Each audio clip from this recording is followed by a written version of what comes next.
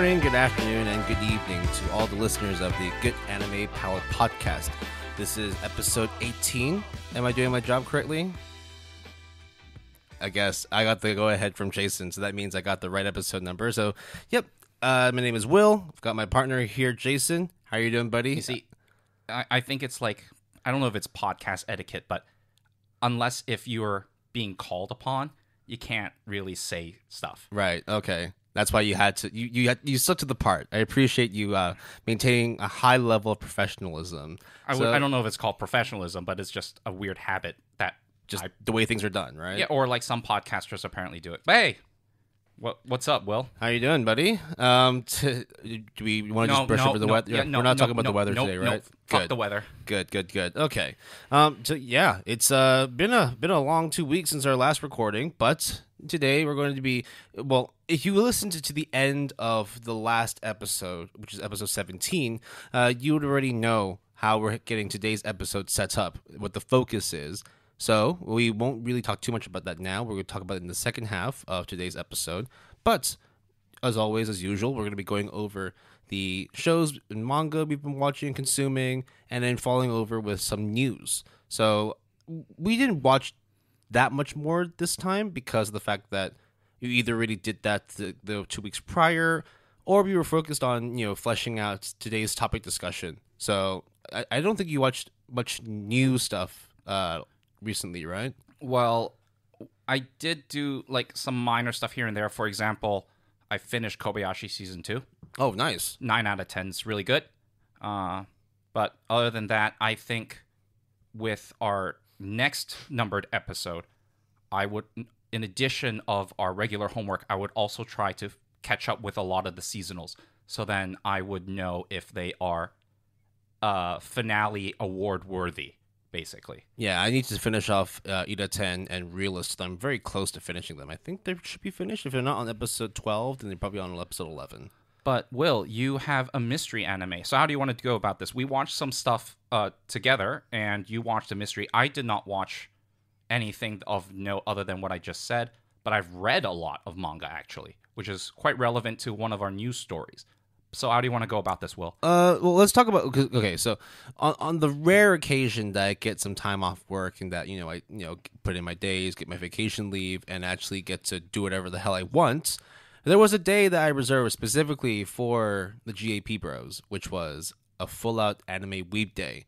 And originally, we were going to do it in a very excessive manner, which is to say, originally I was like 24 hours, you, me, locked up in a room filled with snacks and drinks, and then we just nonstop watch anime, read manga. We got a lot of sushi that day. I think we bought 3 full-size platters of sushi. I couldn't finish all of it. I had to bring it home, but hey, it was great. It was a good day. So we watched quite a few things. I think we want to highlight 2 specifically. Yes. Because both of them, down to the core, are very similar shows. Like maybe different kinds of characters. The main plot's a little bit different, but they're both like death battle anime. Originally, Will and I wanted to do a death battle genre episode. So in anticipation of that, we're like, hey, let's just watch some death battle animes. Long story short, spoiler alert, we're not doing that anymore. We're not doing that episode anymore. And I think from watching those shows, we know why. You will also know why. So which one do you want to get into first? Let's start with the one we watched first, which is Darwin's Game. Okay, Darwin's Game. Oh crap, I forgot. When was it made? Well, I think this one came out last year. I think both Darwin's Game and Gleipnir only came out 1 or 2 seasons apart. Okay, so Darwin's Game and Gleipnir is death battle, which is essentially people, just think of Hunger Games, and that's essentially a death battle. I mean, Hunger Games is death battle, based off of, usually, at least, people usually say the source is Battle Royale or Lord of the Flies. Oh, it released winter 2020. Okay, winter 2020, so very, very close. Yeah, I think it started airing in January, and then ended in March. I think it was 12 or 13 episodes. Nexus is the studio. Okay. So, initial thoughts. We watched 3 episodes or 4 episodes? 3 episodes. I don't know. Darwin's Game is essentially about a guy one day all of a sudden downloaded an app and got thrust into this world where people have to kill each other to survive and win. What does the prize entail? I don't know. But we do know that whenever you win a fight or you kill someone off, you get a lot of points. Now, it's just like, okay, maybe you get 100 points. But when you cash out a certain amount of points, it then equals a large amount of money. Or so you get items that you get can like use. Prizes, yeah. Or like in-game stuff you can use. Like you can get you can pick up like stat like boosts. You can get like special powers or weapons. Or like don't attack me for a week or something. There's a gotcha element in there too. Where yes, it's like there is. You play it on your phone and all of a sudden it's like, oh, you win gun, and it's like, okay, whatever, and then a gun just materializes in your hand. Yeah, or it's just like, hey, there is a special event happening. It's a treasure hunt game, and it's just like, okay, guys, this is just video games but thrusted in real life, apparently. Yeah, I mean, like very very simple premise. And unfortunately, we watched 3 episodes. That's the best it ever got, really. Darwin's Game is so, well, I wouldn't say generic. How do I say this? It's just so dull. There's nothing special about it. I mean, like, it is a death battle anime where, like, that's the kind of genre that we both really, really like. But it's hard to do well, right? It's hard to set yourself apart from others, and you need to have your own shtick. But there is so much crap out there. So the main character has, lo and behold, a special ability that is very different than the typical people who play these games.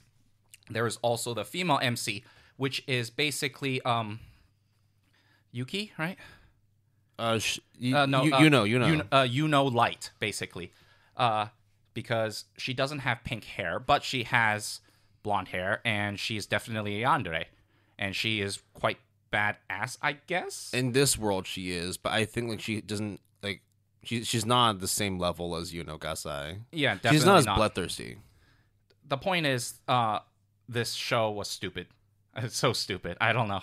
Well, what else can we say? It's hard to say if it was a waste of our time. Like, I'm sure that if we finished it, we would still find some enjoyment out of it. But no, I feel like it would take a lot of patience to sit through another 8 episodes of Darwin's Game. And here's the thing, listeners. When we try to watch shows, I think there is very little, if not no occasion, where we try to go into the show to hate it.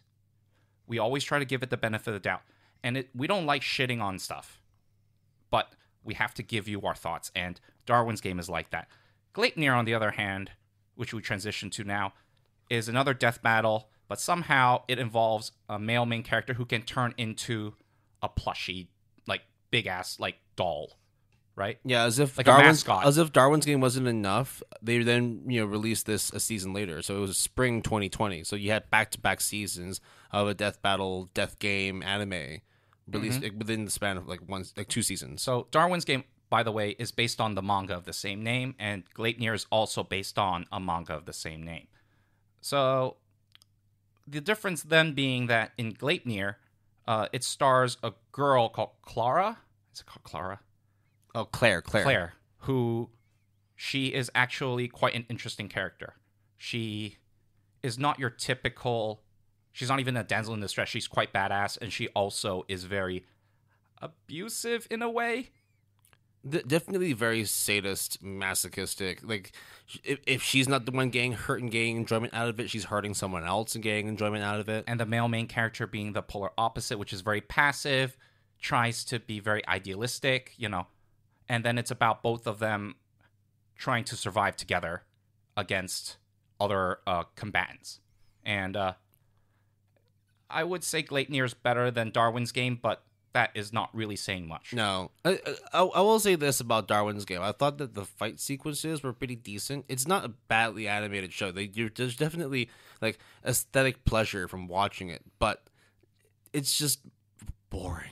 I think it's just for really me it's the dry. opposite. I thought Gleipnir's like animation and actions were pretty good, and it turns up the dial in terms of kind of just human depravity. Yeah, but beyond that, like it doesn't offer that much more compared to Darwin's Game. I think both of them are kind of like on an equal plane. Some things they do better than others, and vice versa. But I don't know. And that's why we decided to drop the idea of doing an episode on Death Games, because then it would just be us nonstop watching probably a lot of mediocre stuff, suggesting a bunch of mediocre stuff, and just us shitting on a bunch of stuff. And this is also not like, oh, but if you really like death games, death battles, like you should go check it out. I think like we're just gonna stop you there and just like maybe pick up a different genre or a different theme, because this isn't one of those where like you put time into it and you'll get enjoyment out of it. I think you have to like really, really, really enjoy death games and have nothing else you want to watch in order to give this time. Yeah, there is plenty of other fishes in the sea, other anime fishes in the sea. Just like Will, your mystery anime. So you got to give me clues to figure it out. So this is a show that you watched. We both watched together. We both watched, I think, 2 episodes. We watched together. Okay. Yeah, okay. we definitely watched. I mean, back in the old days when back when we used to have Discord sessions. So the show came out. Wait, this is our Discord session, basically, right? Essentially, but now we have not cameras. We have microphones and everything's recorded and then uploaded. Yeah, but hey, okay, 2 episodes. Yeah. So the anime is an anime original. Okay. Right. It was produced by Studio Bones. It came out back in 2014. 2 seasons, a total of 26 episodes. If I was to say Watanabe. Space Dandy? Yes. Okay. I decided to pick up Space Dandy again and finish it. Originally, you finished all of it. I finished both seasons, both season 1 and season 2. So it must be decent, the fact that you finished both seasons, right? So I wanted to watch Space Dandy to confirm 2 things. Mm-hmm. One is that I wanted to confirm that I actually enjoyed the show, and 2, I wanted to confirm that I enjoyed the show separate from how much I enjoyed Cowboy Bebop, how much I enjoyed Samurai Champloo. It's just one of those things where you kind of want to be as impartial as possible and appreciate the property for what it is, because initially when I got into it, I was just like, oh, this is the same guy that did, Champloo and Bebop, so it must be good, right? But I guess that therein lies the problem when you try and compare it to one of the best like music-driven like historical pieces in Samurai Champloo, and also one of the greatest stories ever told in Cowboy Bebop. Like, you can't help but find those comparisons. I think with Space Dandy, Cowboy Bebop has an extra special connection because it is kind of space oriented. Yep. So you're looking at it, it's like, titular characters, like, they're like Dandy is essentially Spike, right? Like he's just like, going off in his own little like episodic space story, and he's doing his thing as like a bounty hunter, but for monsters and aliens and across whatever universe Space Dandy is set. And yes, it's as much as like all the Watanabe TV series are like, it's always telling the stories over an episodic format. The music is always, that's the other thing about Space Dandy. The music is really good. Music is it's like that sort of like poppy electro kind of EDM, but with a mixture of like genres that kind of come in from. There's not much hip hop, not much jazz. It's its own kind of genre in music. And once you start taking away the comparisons between Bebop and Space Dandy, I think that's where I started to enjoy it more. Yeah, sometimes, like, especially with season 1, some of the stories were okay. Some of them were really good. Some of them were like okay. Season 2, it starts getting like more and more like you start to get more emotionally connected with the characters in Space Dandy. You like the progression. No matter what, like, you can always appreciate how high quality the production is. The music's great. The animation's great. It's a very colorful palette. I gave season 1 an 8. And then I gave season 2, I think I gave it a 9. I can't remember if I gave it an 8 or a 9. But season 1 is, on Mal at least, is ranked 7.88, and season 2 is ranked 8.26, which is extremely good. Yeah. Both those numbers are extremely good. Yeah, it is really, really good. And I think the reason why a lot of people might deride it a bit is inevitably the comparison with the Bebop, saying the Champ Blues and all that. But if you to watch it on its own and appreciate it for what it is, you will definitely find enjoyment out of Space Dandy. I mean, I loved the characters. The music was fantastic. Some of the witty back and forth between the characters were really, really good. Mm-hmm. I enjoyed, and there were some stories that, like, there's one specific episode, and this is not a spoiler, but because it's all music driven anyway. There's one episode where they actually go to a rave, but it's a robot rave, and it's fucking fantastic. It was just like, oh god, like I still remember the music. The music was fantastic for that one episode. Do you know who did the music? I don't remember. I never actually looked into it. I just know that Watanabe just oversaw everything and was just like super cool about trying to build like a world for Dandy to thrive in, and that was the other thing as well with Space Dandy, in that when you're watching the show, at least with season 1 and like, some parts of season 2, the focus wasn't so much on the main characters, but because of like how stubborn, how like one-dimensional the characters were, it allowed for the side characters, the people you met in each other episode, to shine through, and you got to see more of that story develop. Because there's always one constant in that Dandy and his troop of bounty hunters are going to be like the laziest and least successful bounty hunters. So that doesn't change. But you do see other characters develop around them, and that's where you start to appreciate more of the storytelling. They're more of a conveyor. They're more of a catalyst of how each other character can really showcase who they are and what they add to the overall story. So, Ong Young Choi has a lot of credits for this show. All right. Like, a lot. Yeah. Are you aware of this? Yeah, yes. I did know that. But that wasn't the reason why they made me like it anymore. Like, I knew she was part of it, but it's just, bruh, the show's great. And the person who is doing the music is going to be doing the music for Chainsaw Man and Devilman Cry. I did this music for Devilman Crybaby and Words Bubble Up Like Soda Pop. Yeah, there you go. The music was really, really good.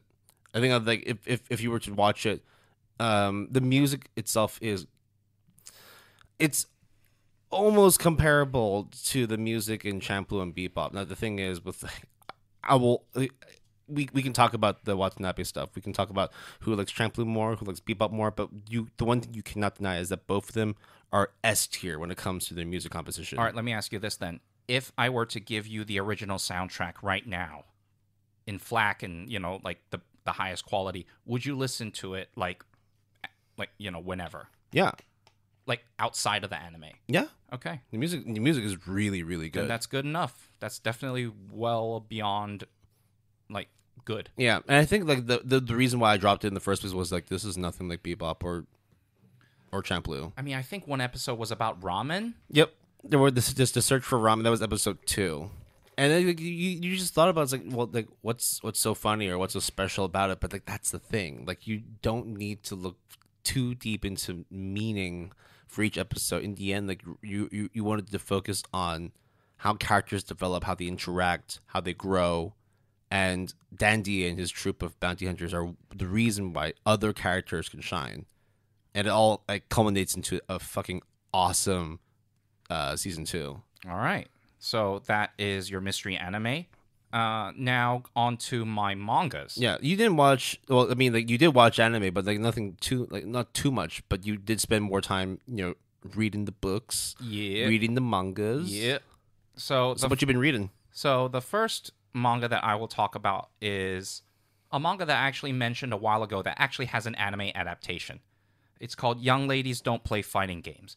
It's essentially about a girl... Young ladies that play fighting games. Yeah, exactly. Young ladies at a very prestigious boarding school playing video games on the DL, fighting games to be precise. And it's also a Yuri, so it's pretty good. It's extremely good. I gave it a 9 out of 10. It's not over, obviously. It's ongoing. They talk a lot about actually the fighting game stuff. As someone who plays a lot of fighting games, I appreciate the jargon that they use. And it's not just like there as like an aesthetic choice. Like, oh, you could replace that with any video games and it would still be the same story. No, they actually talk about the fighting games and everything. And yeah, it's pretty cool. I am looking forward to the anime adaptation. So, I think it's done by 7 Seas Entertainment, which is the manga adaptation. Right. I mean, Yuri at a boarding school. Fighting games. I mean, what else could you add to it to make it? Are there kudereis in the show? In the manga? There is. One of the 2 main girls is a kudere kind of. Any dandareis as well? No. I imagine there'd be quite a few tsunderes in this. The other main girl character is More hot-headed. way more hot-headed. Right. But you need to strike that balance. The of yin to the yang, yeah, right? You need, for every coup there is, there's got to be a sun in there to help, bring harmony within this fighting game obsessed boarding school. Yeah, so I'm looking forward to the anime adaptation. The second manga that I have read is called "That's My Atypical Girl" published by Kodansha. I think if you were to Google it, you might also see it by its title, Asperger's Girlfriend, which, to be fair, is a bit of a... I understand why they had to change the English title. It's about a guy who straight out of college, living alone, and he creates these online doujinshis and sells them for very little money, and no one buys them. Then one day, it turns out that one of his fans, which is very, few, she shows up at his door, and she talks about how she really vibes with his work, because his work is not your typical shonen stuff. It's not hentai-oriented or anything. It is about struggles with mental disorders and mental anguish and mental pain. So it talks about these two characters kind of bonding and interacting with one another, and by extension, the woes and trials and tribulations that comes with having mental disorders. And it is really hardcore, as in it's quite it's obviously a very serious issue, but very well researched as well, right? I would say it's also very well researched, and also it is very apparent that if the mangaka does not have mental disorders of his or her own, definitely has done enough research or interviewed enough people to know certain struggles, or maybe lived with someone, or just has a close connection to the struggles of having mental disorders. Yeah. So it's ranked 7.94 on Mal, which is decent. I think for manga that's really good. Yeah, it's 814. So it's definitely people know of it. And I don't think there's an anime adaptation yet, although I don't think there ever will be. Why would you think that? Because I think the subject matter is too difficult to tackle, and not enough people would watch it. They would think, oh, it's too heavy-handed. Or it's a bit risky. It's very risky. So, but I have to... I mean, you do have TV shows on Netflix, like Atypical, which explores, the main character who grows up and lives with autism. So basically, what life is like for people on the spectrum. Yeah. So it's not impossible. It's just you have to be very careful with how you very careful. So I would anticipate that if you were to propose this anime adaptation to me as a studio executive, I would be like, ooh, that's risky. Also there is not a lot of explosions and action. It's not that. It is very rooted in human nature and human emotions. I really like the manga. I gave it a 10 out of 10. Wow, really? Yes. Holy crap, okay. Because just some of the things that they said, it's really speaks to me, and also speaks to, I think, a lot of people. So I really think that it also treats it with respect, and you don't get that every day, especially in manga form. So the last manga that I will talk about will actually go into our first news story, which is, hey, Will, you like Tokyo Ghoul, right? No, I hate it. Oh, really? I'm joking. No, I fucking love it. You mean the anime, right? Yeah. Fuck you. I've never watched a single episode of the anime because I refuse to, but I will always listen to the opening. Unravel's the greatest anime opening of all time. It's a terrible opening. To each their own. So some people just don't understand good taste. That's it. It's fine. If that's your definition of good taste, I don't want it. Go on. So why are you bringing up Tokyo Ghoul? So Suo Yoshida, which is the mangaka for Tokyo Ghoul, has a serialization in Young Jump that will start on October 14th. And that series is called Chojin X. I think Will and I have read the first chapter and mentioned about it a while ago. So in anticipation for this news story, I caught up with the manga on the Jump Plus platform. Yeah, if you want to get in on, you just the Jump platform has a bunch of like anime and a bunch of manga that gets serialized and updated. Go ahead and check it out. It's free to use. And you're lucky to be in a place that gets you a $3 subscription. You should totally do it. So Chojin X, in many ways, is not a good manga series. That's disappointing to hear from one of the greatest mangakas. I'm joking. No, so Yoshida yeah, I only know him for Tokyo Ghoul, so I can't use that as a comparison point for what to expect from Chojin X. But I mean, I read the first chapter. I thought it was okay. I thought it was decent. You could see where like, he borrows a lot of elements from his previous works, though. Yes, and that continues. That in terms of things that are quote unquote recycled or reconfigured to adapt to this series.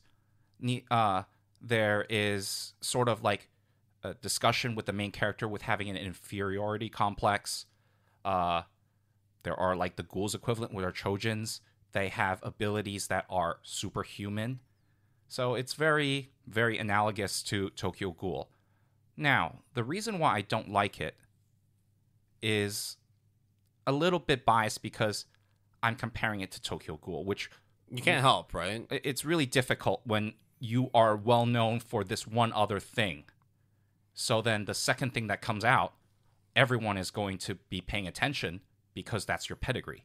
And I would say that even though I don't like it, I think I don't like it even more because it has So Yoshida's name written on it, because I really like Tokyo Ghoul, and I think that he would do something that would wow me. So I had that expectation, and to not have that expectation met, in fact, the opposite, kind of puts it down an extra peg.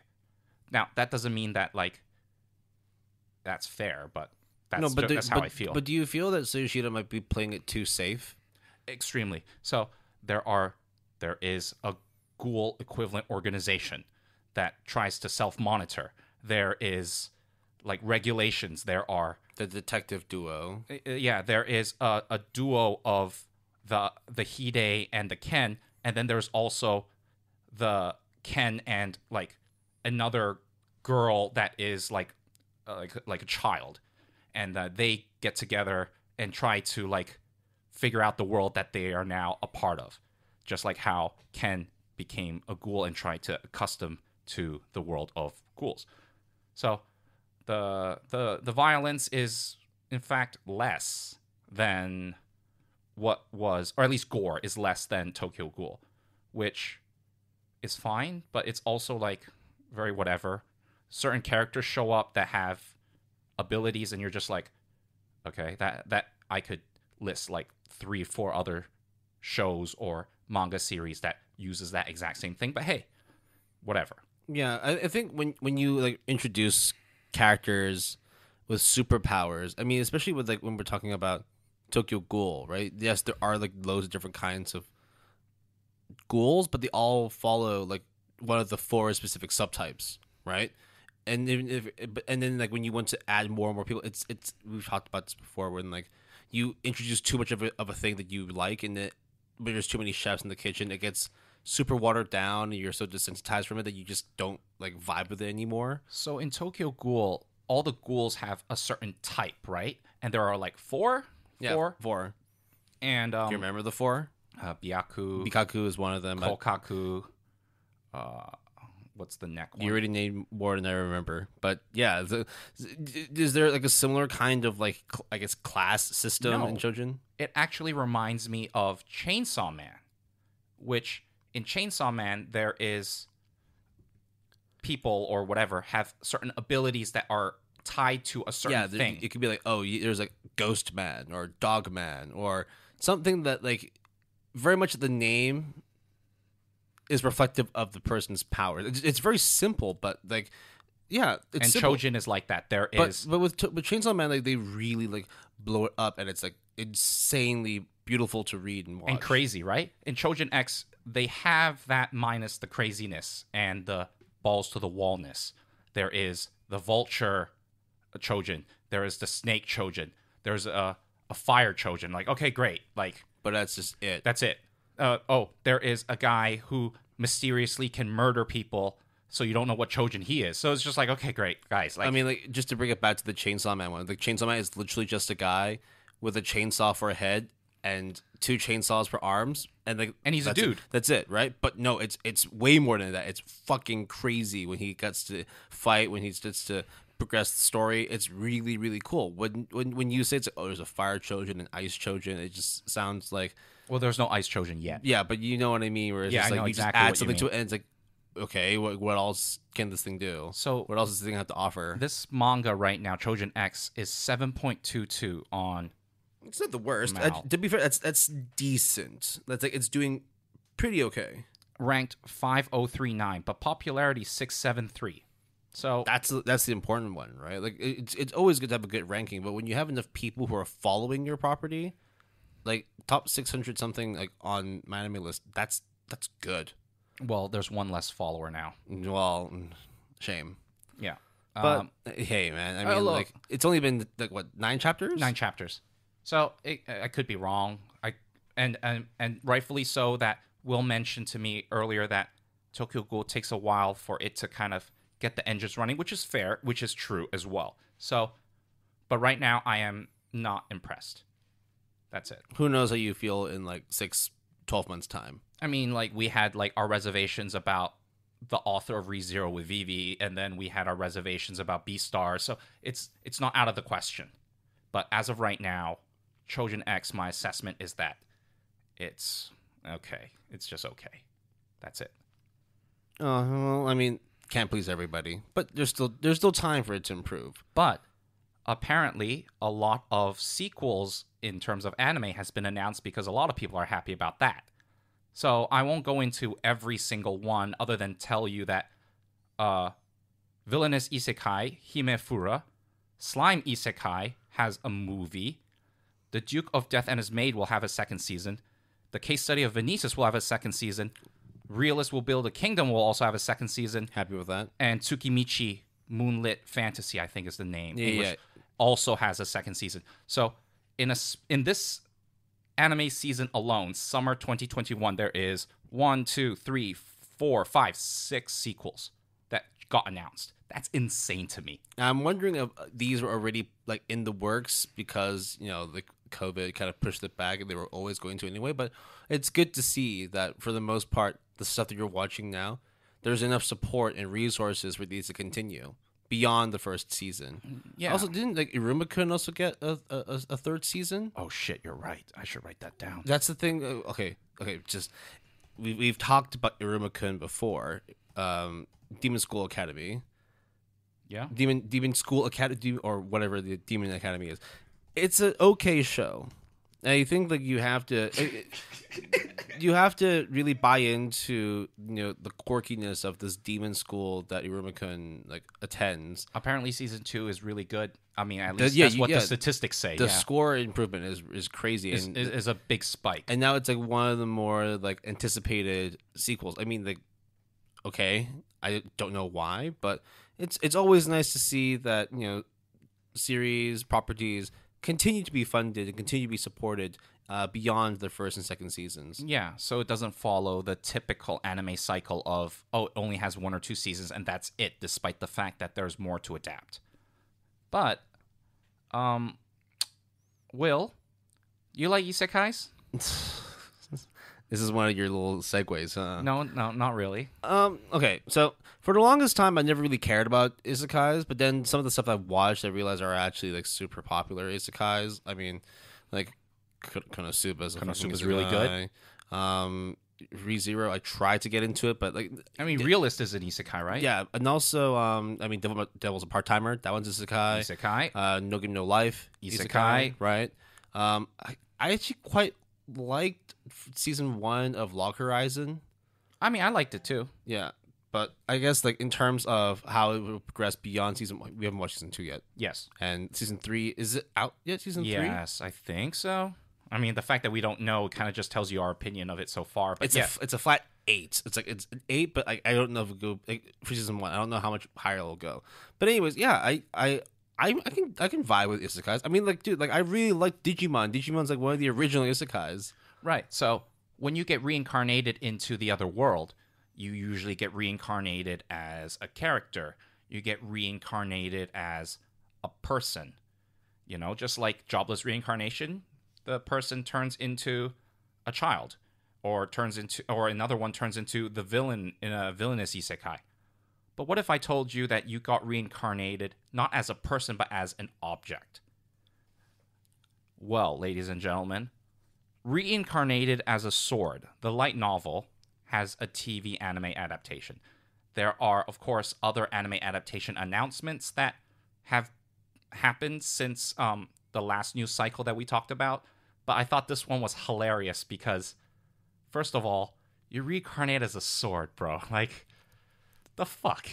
I mean, I think that there was no anime adaptation, but I think there's a English manga adaptation, like Reborn as a Vending Machine, I Now Roam the Dungeon or something like that. You were really, really close. Reborn, I actually pulled it up just now because I knew you were going to talk about it. I want to talk about it too. Reborn as a Vending Machine, I Now Wander the Dungeon. Oh shit, so close. So close. But like that's what I want to talk about too. It's like you're always like transported from like, you're a fucking like desk clerk, or you work at a library and your life is boring and meaningless. All of a sudden now you're the most OP character of this world. You roam, you're the leader, the king, and now these ones where it's just like, oh, you're just a sword, bro.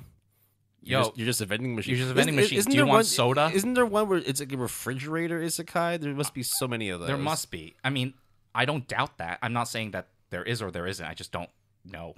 But hey, there is a manga adaptation for Reincarnated as a Sword, and I have it. I have not read it, but whenever there is an anime adaptation, I usually see if the source is worth checking out. And usually that would have to be a manga adaptation, basically. And Reincarnated as a Sword just really got me, because it was just like, Reincarnated as a sword? Like, what the fuck? The sword has to talk, right? We have to watch it. You have to read it. Yeah. Fuck, like, what? It's like, oh, I'm a sword in a stone, so I'm just gonna chill here for eons until someone pulls me out. Like, what? Like, okay, I don't know if that's the story for Reincarnated as a Sword, but I'm just speculating here. It might be like some like Noragami or Soul Eater kind of thing. Oh right? yeah, maybe, yeah. It could be like that.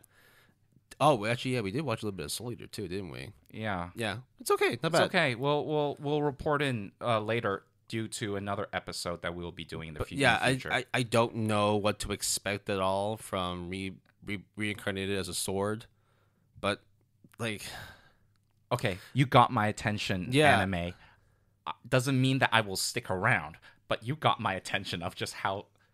Hey, look, maybe someone will write in and say, hey, actually, Reincarnated as a Sword or Reborn as a Vending Machine, I Now Wander the Dungeon is really good. A tier, S tier, whatever it may be. Maybe. But like, if I were to just tell someone this title, Reincarnated, I would think you're fucking crazy, or like you're lying to me.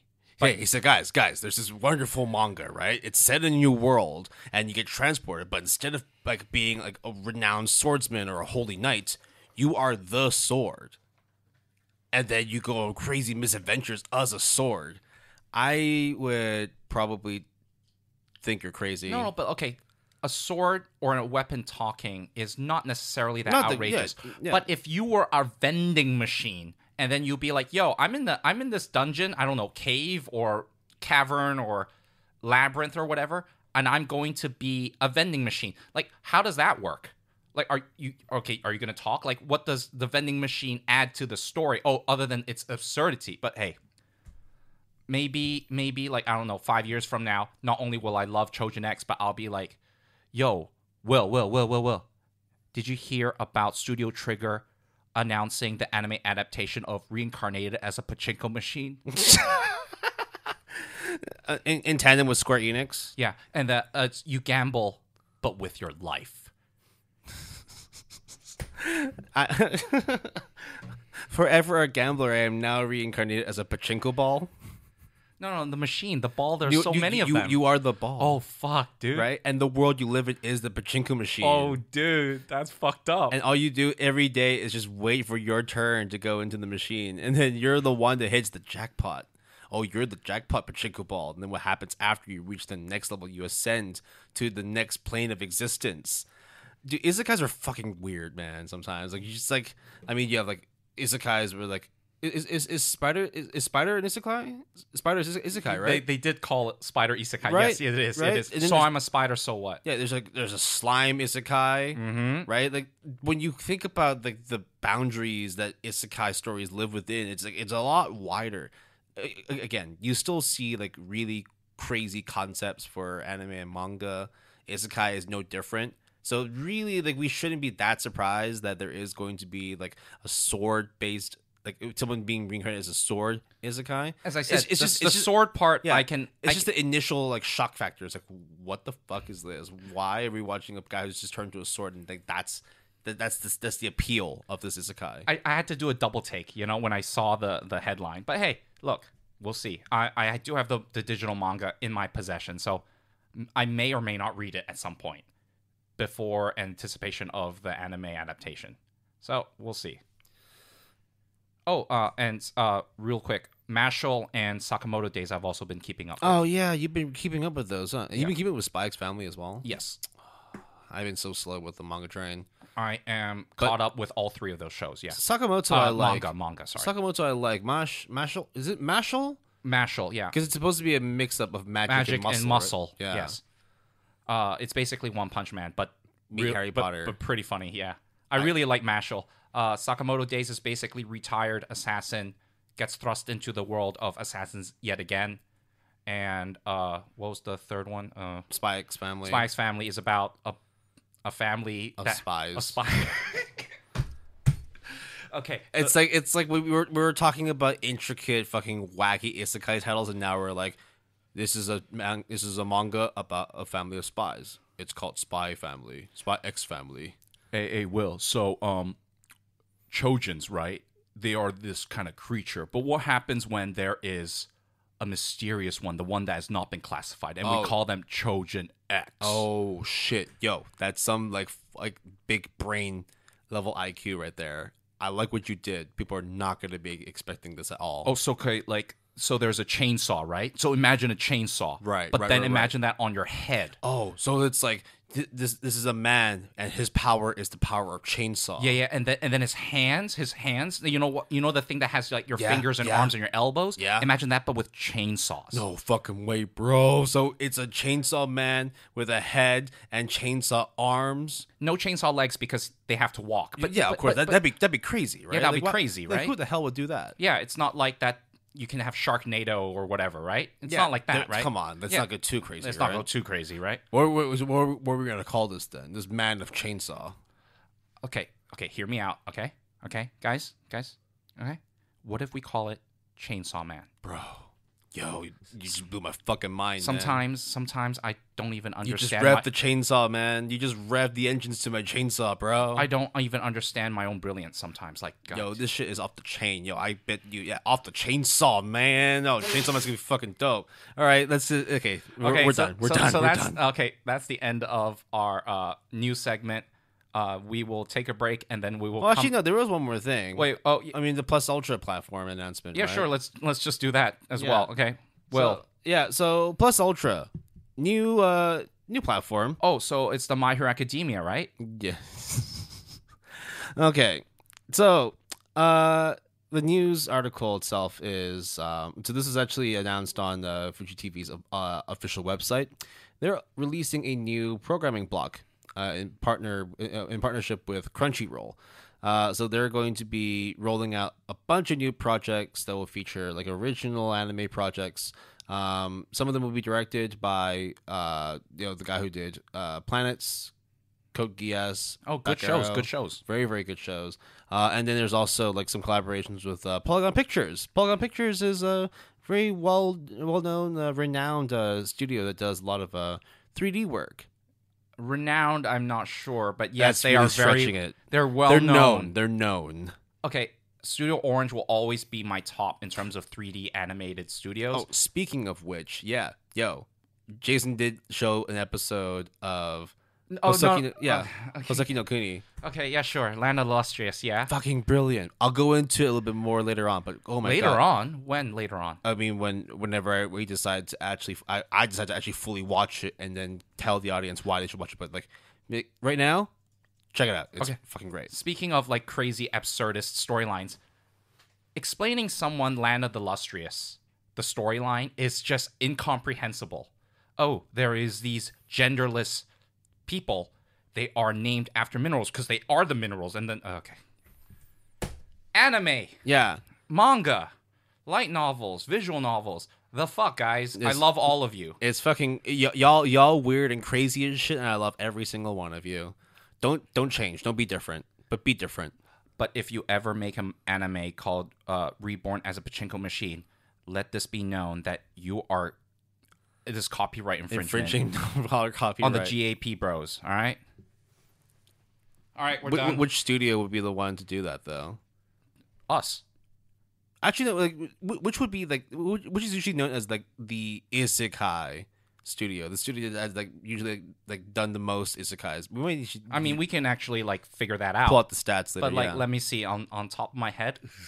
It has to be like a second tier studio, so to speak. And my second tier, I don't mean like lesser tier, but like the ones you don't hear that often.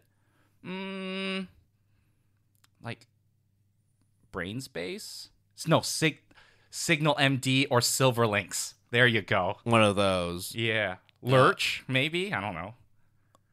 Leiden Film? No, Leiden Films, yeah. Yeah, maybe.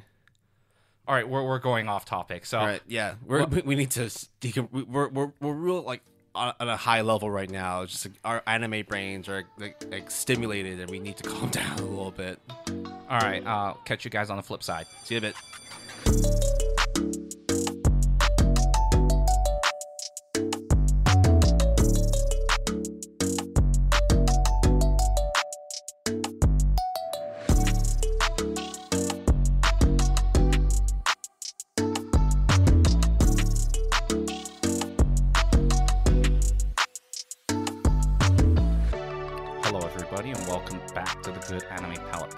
This is episode 18. I'm your co-host Jason. We have calmed down, and I'm joined, as always, as usual, with Will over here. We left on a pretty weird and crazy note before the break, didn't we? Yeah, that's why I have to lead in to be as NPR-like as possible. This is National Anime and Manga Radio. This is William and Jason. How are you doing? We're now back to our regular syndication where we talk about more manga and anime. Espressos are great. The weather here is a summer breeze, but when the when the cherry blossoms fall. Why when I'm thinking, I always have like a speech impediment? I don't get it. I think when you just take yourself a little too seriously, right? Like when you have like one minor lapse, it's way more apparent. All right, guys. So our main discussion topic today is actually we call it now an episodic format, which is the style is going to be the same, but the things that we talk about is different. So for context, if you haven't listened to the end of episode 17, what Will and I did was we would pick a bunch of animes that is on our plan to watch list on our respective My Anime lists. Now, to give like some background context to the whole My Anime list thing, for those who don't have a Mal account or like aren't like too like well versed with the platform, when you have a show, like when you have a series entry on either the manga or the anime side, you can add it to a specific list. So you can keep track of the show. So they'll have different categories like watching, like they're currently watching, dropped, on hold, and in this particular instance, plan to watch. Now, there's a lot of shows on the database, and that also means that we will generally have interest to pick these up and to watch or read them. But time is a bitch. Time is not easy to get a hold of sometimes, and you just can't allocate enough time to read and watch everything that's on the database. Sometimes we're just lazy, sometimes we just don't have interest in it, or sometimes we know we're going to enjoy it, so we just put it off for a little bit of time before we finally, get off our asses and actually start watching something. You mean Steins Gate? I got it. Okay.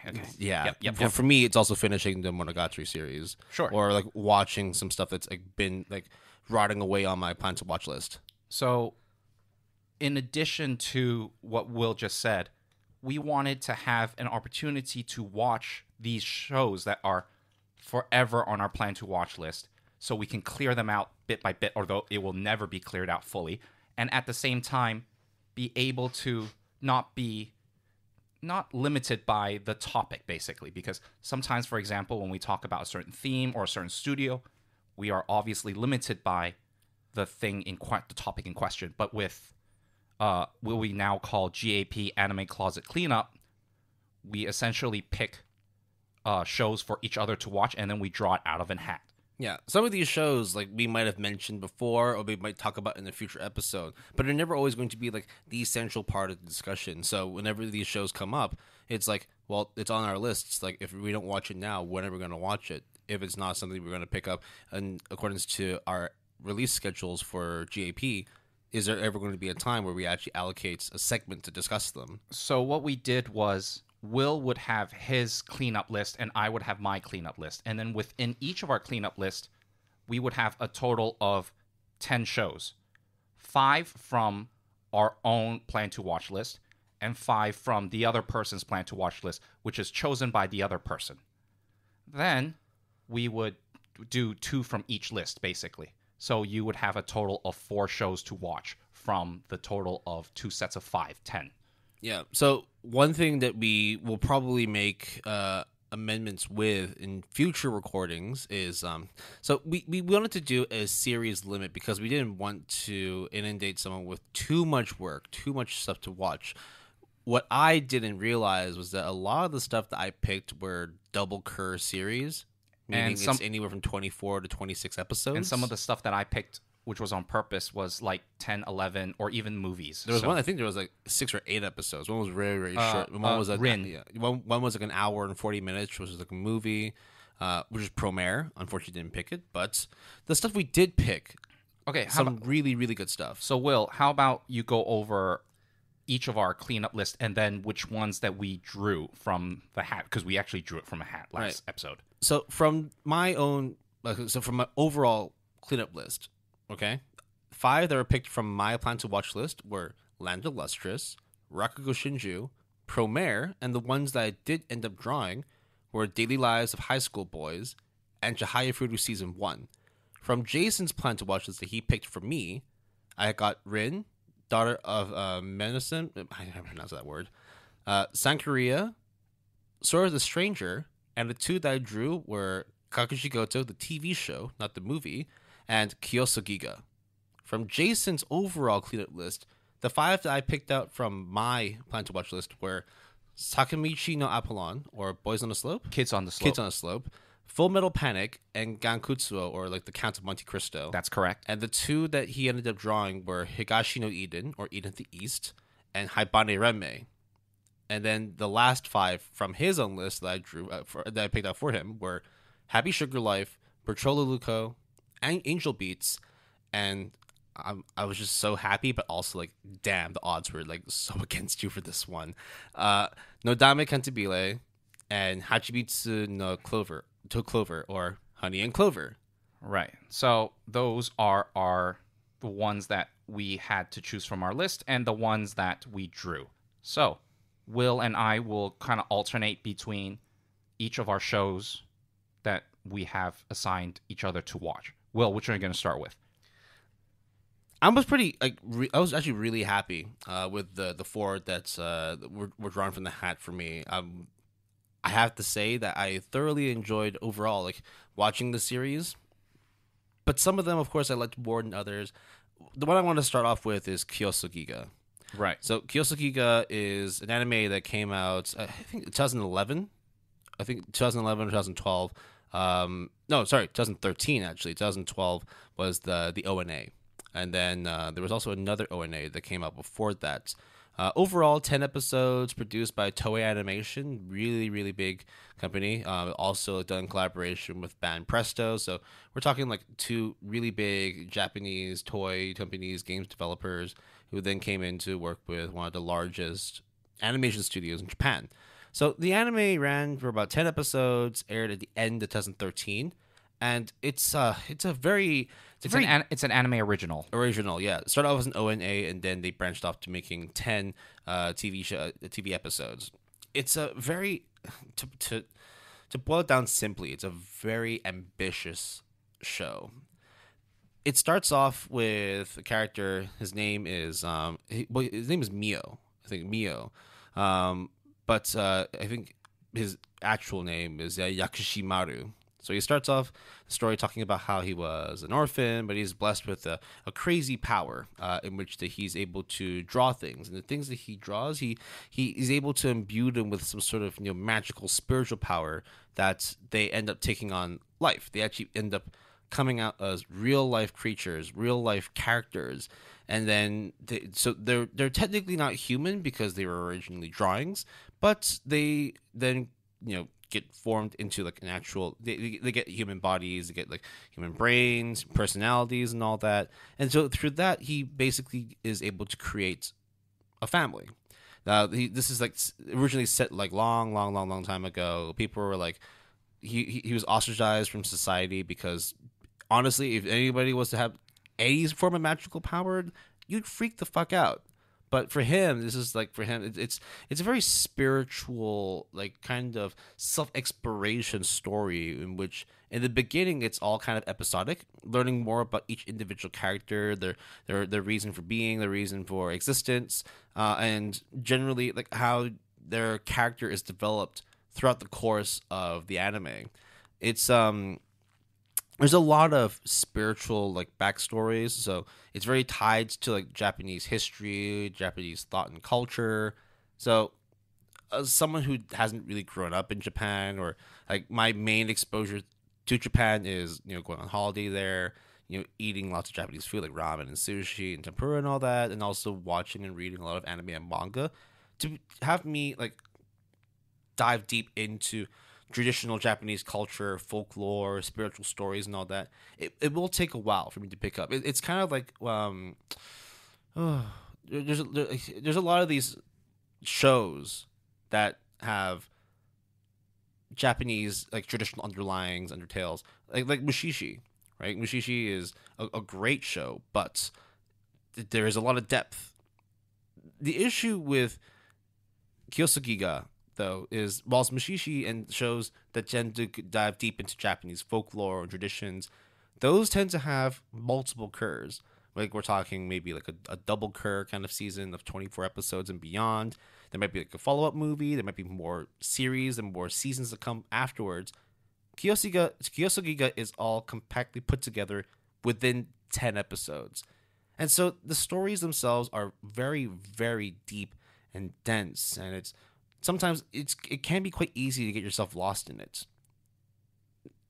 Not to mention that when you're spending so much time trying to understand the story, the other thing that the show tries to achieve is for you to build up an affinity, build up a sort of interest in the characters that exist within the show. Granted, the characters are all well thought out, but because there was so much going on within such a short amount of time, it was hard for me personally to get connected emotionally to any of the characters. One thing I will say, though, about Kyousougiga is that the animation quality is fantastic. It's very, very vibrant, well put together. When there are action sequences or when they start changing environments, because it's juxtaposed between like modern Japanese society as well as like old Edo period sort of like art styles too. So it's a very like ambitious mix of tradition and futuristic landscapes, and that's one thing that I really do appreciate from Kyousougiga.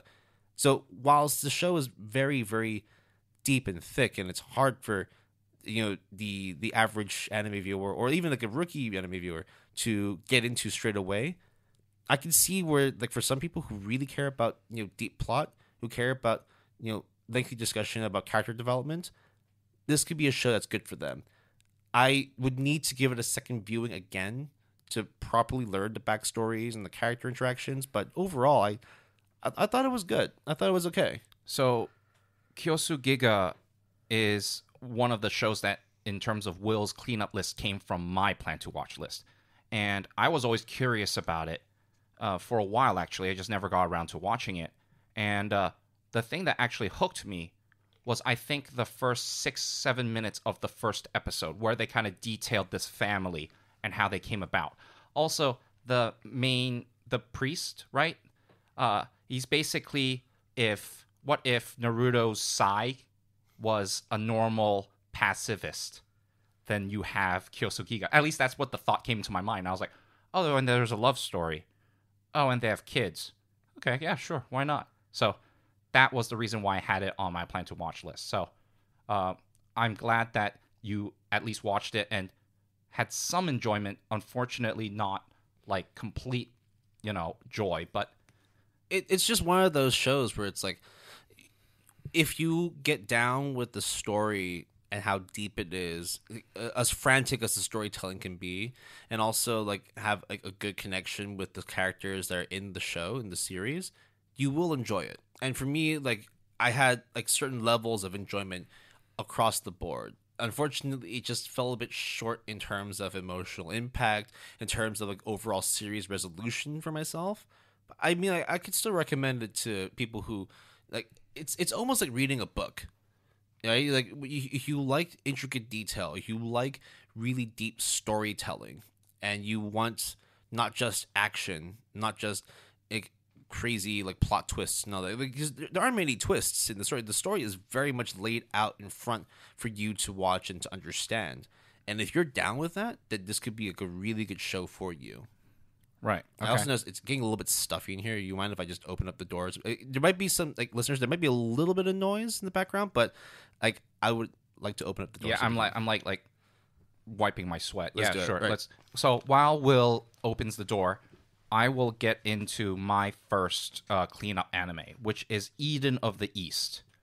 Eden of the East is a spring 2009 anime. It's an anime original, and it's produced by Production IG. Very big name. You obviously, if you watch a lot of anime, you definitely have come across Production IG. Haikyuu, Definitely, for example. Psychopaths. Did they also do Ghost in the Shell Standalone Complex? Yes, they did. There you go. So, this is an 11-episode TV series, and in addition to that, there are 2 movies, both of which are around 1.5 hours long, that ties up the whole series. I only watched the TV series. Okay. I think Eden of the East is an extremely ambitious show because it starts off with essentially the interactions between this guy who has amnesia, but then all of a sudden realizes that the situation that he's in is extremely odd because all of a sudden he has this phone. When he picks up the phone, there's a woman on the other line, and whatever he asks for gets done. Furthermore, he bumps into this girl and then kind of saves her life, kind of thing. And then they both travel around Japan or around Tokyo. There is this kind of mysterious incident called Careless Monday that occurred that apparently affected a lot of people. And there is just the mystery behind the phone. And it turns out that there are several of these people who have these phones. And they kind of can do whatever the hell they want as long as they talk to the person on the other end of the line. There's the mystery behind the guy who has amnesia, who he really is, what he's really doing. And, all of a sudden, there are all these people that claim that, like, you need to save the world and savior and whatever. So there's that mystery element. Okay. When I say all that, don't you think that that's pretty ambitious? Yeah, I mean, like, there's definitely a lot going. At least there's a lot for them to run off with and work with. So, and then that also ties into this eventual theme of the present generation being screwed over by the previous generation because they don't have any opportunity, they don't have anything.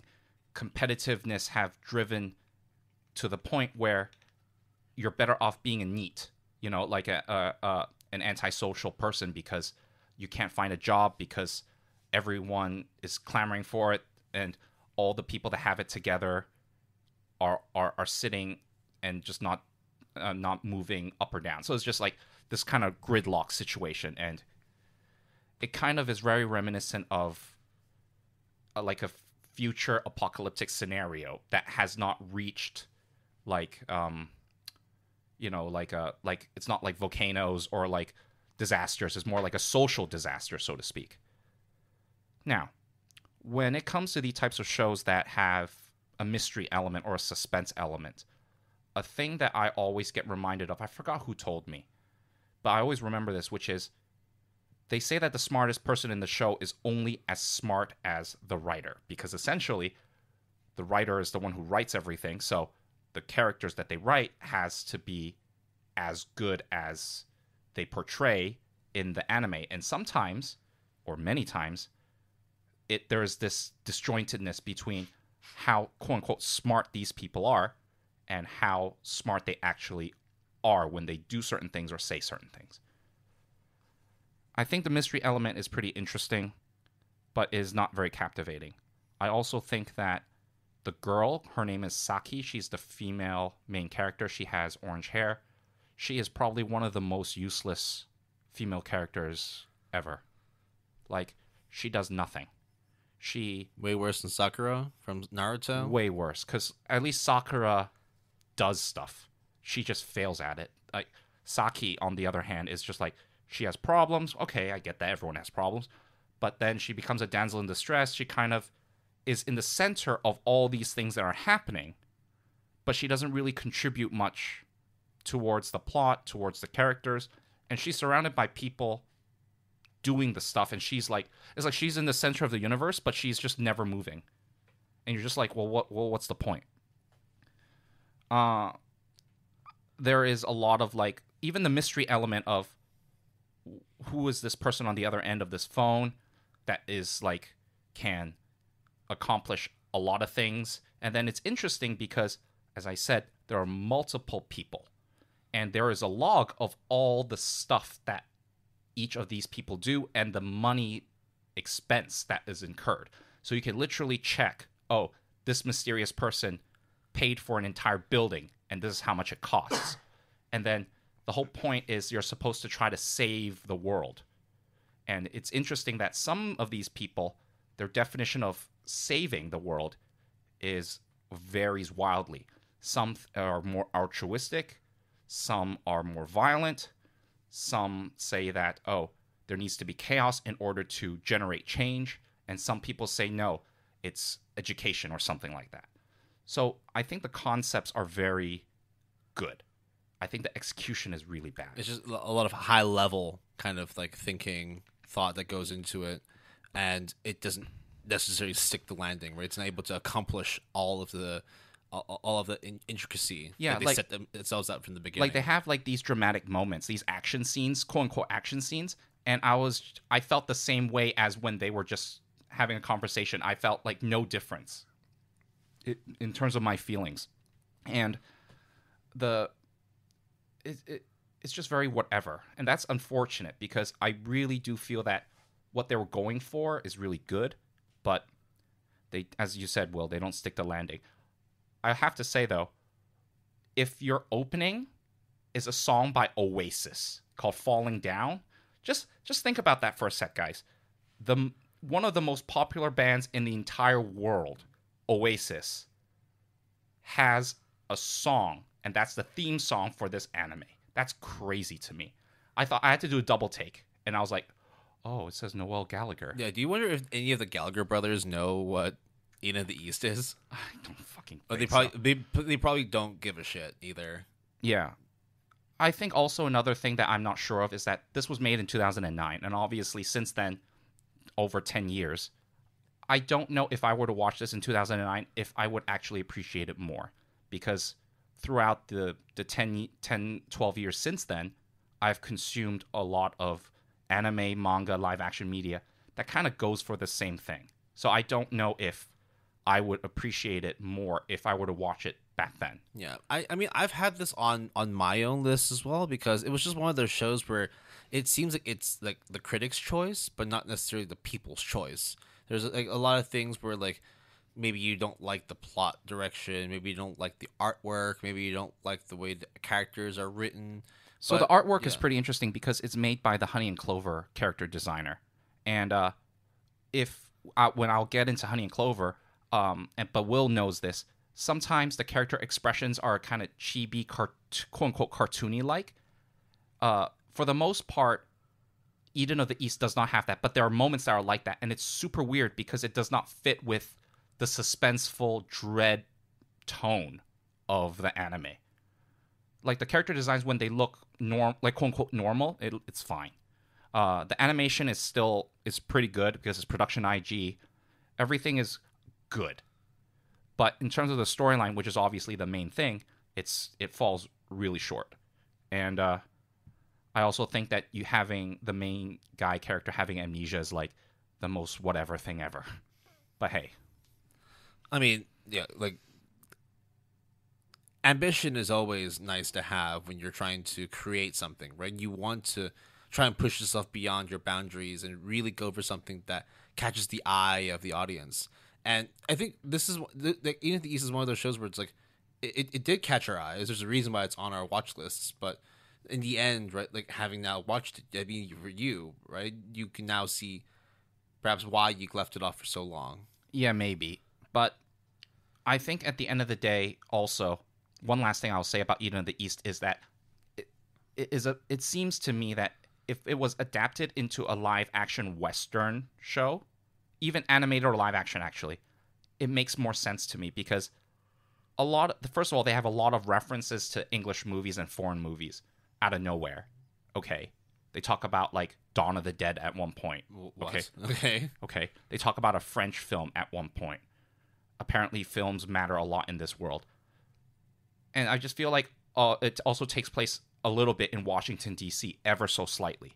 And then it's just kind of weird that anime is a very unconventional anime in that sense.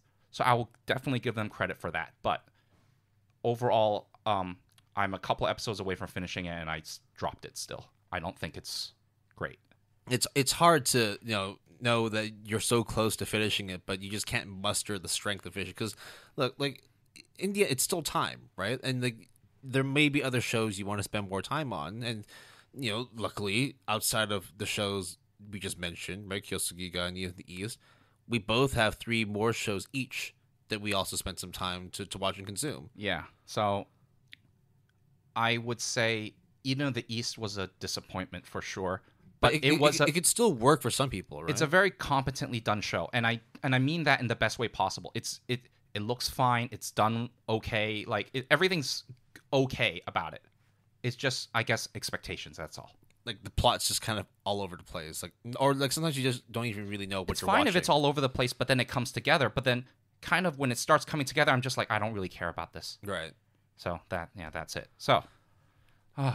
Well, I mean, hopefully it doesn't scare you away from watching these shows. Like again, Kyousougiga, there are going to be people who will enjoy it, and I think you would say Eden of the East as well. Yeah, some people will dig it for sure. I think again with these cleanups in general, the whole point is we get a mixed bag of shows that are on our plan to watch list, but we just never got around to it. Doesn't necessarily mean they're all like good or the ones that we all like, but it's just that we now have an opportunity to force ourselves to watch these shows. So, Will, what is the second show you're going to talk about? Okay, now we're going to the stuff that I did actually like. Some of them really, really like. So, the next show that I watched, I think Kyousougiga was actually the one that I watched last and finished last. But the one I finished before it, no, that was the other one. So, this is the show that I watched second in my overall cycle, and this is Kakushigoto. Or, its full title of Kakushigoto, My Dad's Secret Ambition. Now, Kakushigoto itself is, a smart wordplay because Kakushigoto is also a Japanese word for secret. It's also the name of the main character in this series, Kakushigoto. So, Mr. Kakushi, Mr. Goto, I don't actually know the order of Japanese names here. But he essentially... I think Goto is a first name. Goto would be the first name, right? So it would be Mr.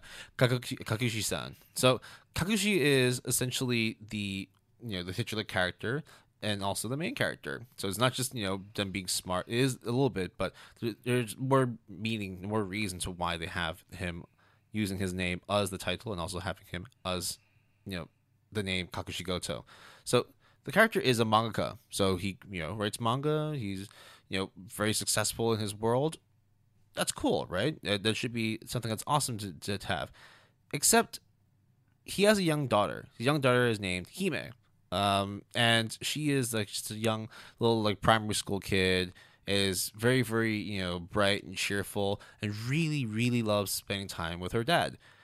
So there's no mom in the story, unfortunately, because of an accident that happened, and the mother's no longer around. So that's why Kakushi, really wants to devote and spend a lot of time, not just to keep Hime happy, but also keep her protected. Oh, okay, so the daughter just has to hang out with the dad all the time, right? That's what she wants to try and do. No, exactly. That's what she tries to do. I'm saying that makes perfect sense, Will, right? Yeah. Right? Yeah. Right? So, as his job, he's a mangaka. Oh, I mean, I know a lot of mangakas by name. I don't know them personally, but they're awesome people, right? Hime doesn't know that he's a mangaka, Oh. right?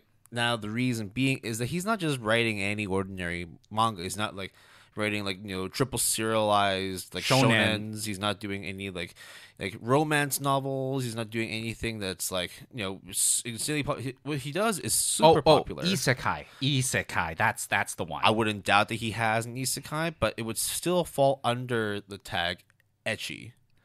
Okay. He is an ecchi mangaka. So he did interspecies reviewer. Pretty much. I think one of his posters actually is him just sitting naked with his penis out, and Like, was it actually that explicit? it's got his face again centered over I see. like okay. that. But it's like you from there, like basically anytime anyone talks about his properties, they know that, oh, that's that crazy horny pervert mangaka. Oh, I love the work he does. And for him, it's like, it's amazing that he gets this worldwide acclaim, but he also wants to protect his daughter from it, because he doesn't want his daughter to think of him in a weird light. He doesn't want to essentially ostracize himself from her Right. by freaking her out with his ecchi mangaka past. So it's kind of like, oh, my mother used to be a porn star. How's that gonna like? Those kind of things. yeah. You want to protect your child from those things, because in all honesty, like once you grow up and like you're an adult and you know how the real world works. I mean, you're gonna know, but the problem is you want to delay that as much as possible. That you would be more emotionally and socially ready to accept it. Exactly. But as a 10-year-old girl, like Kakushi has no idea how she's going to accept it. He doesn't want her classmates to be like, oh, that's the weird girl with like the horny, like perverted dad who likes to draw like booby manga and all that. Like, oh, look at her, let's go teach. He doesn't want that to happen. He wants to protect her at all costs. I mean, literally, her name is Hime, right? Hime is Japanese for princess. Princess, yeah. She is his literal princess. No matter what, anytime he gets time off, he will spend it with his daughter. And Hime, whenever she's got school vacations, she wants to spend time with him. To the point where, like, even if she was to have like birthdays or outings or whatnot, she doesn't care if her friends are there or not. She just wants to spend time with her father. So Kakushigoto is based on, the source is the manga of the same name. I think there are 12 volumes out right now. Finished up last year as well, so it's like over the span of 5 years, it pumped out 12 volumes. The anime adaptation is, again, I can't say how faithful because I didn't read the manga, but from the sounds of it, they definitely skip a lot of the in-betweens, a lot of the slice of lives and comedy segments, which is understandable. I don't think that this is the kind of show where they wanted to produce too many sequels and like more and more like offshoots or different kinds of like adaptations for, but it ties up the story very well. It's definitely more on the comedy side than the more sort of like depressing, heartfelt kind of themes. But the underlying story of how the daughter and the father's familial connection is so strong that no matter what, they want to protect each other, right? Like in the sense that Kakushi is trying to protect his daughter from ostracization if people were to find out, if she was to find out what her father does. And in the same way, she wants to protect him because he has she just thinks that he works as an office, and she's afraid that by doing just regular like office work that he wouldn't be happy, and she doesn't want him to feel like he has to quote unquote office work to make sure that she's happy. So it's a very kind of like cute and oblivious kind of upbringing. Like all she does is want the best for her dad, and just seeing that relationship like blossom over the course of a career is just really cute and beautiful. And how does it look? that's the other thing. As much as I said that Kyousougiga looks like really, really good, I think of the 4 shows I watched, hands down, Kakushigoto is the most beautiful show. It's extremely colorful. And by colorful, I don't mean it's like got like a whole wide palette of reds, greens, blues, and there's like levels of contrast here, a lot of blending here and all that. No, what I mean is like when you see the color blue, it's really blue. And Yes. it's like symbolic blue when it's like talking about water or talking about the temperature or talking about someone's mood. The colors themselves are further extensions of expression for the environment, for the characters, for the themes. And it's done so well that you know it's there. You know the colors are there, but you can't help but keep thinking, God, this panel looks amazing. God, this whole sequence is really gorgeous. And everything just feels very, very natural. It's not like, oh, it's an action sequence and people are fighting and it looks really smooth. No, it's almost like Tatami Galaxy-esque, where all you need is just a few colors, a few lines of shading, and it's enough to tell half the story. And that's one thing that immediately before I even got into the story, I was super down with from the beginning. Kakushigoto is an amazingly gorgeous show to watch. It's also among all of our cleanups the most recent one. It which only came out last year. Yes, spring 2020. So what is your overall thoughts and final score on it, Will? I think if you want to spend time watching a heartfelt and mostly comedic show that is matched with just overall like vibrant colors and wonderful character design, wonderful character development, this is a very good show to watch. I can comfortably give this an 8 out of 10 or 4 out of 5 stars. 8, not a 9. 9 is, again, there's a reason for it, is because watching the other stuff later on, it's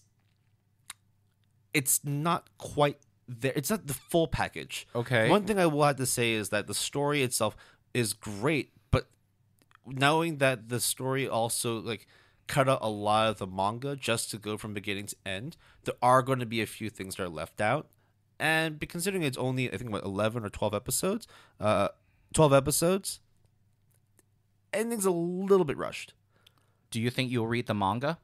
Maybe. Okay. I think like if I wanted to know more about the stories that happen in between, right? Like how further developed the relationship between father and daughter is, relationship of father and colleagues, relationship of daughter with classmates and teachers.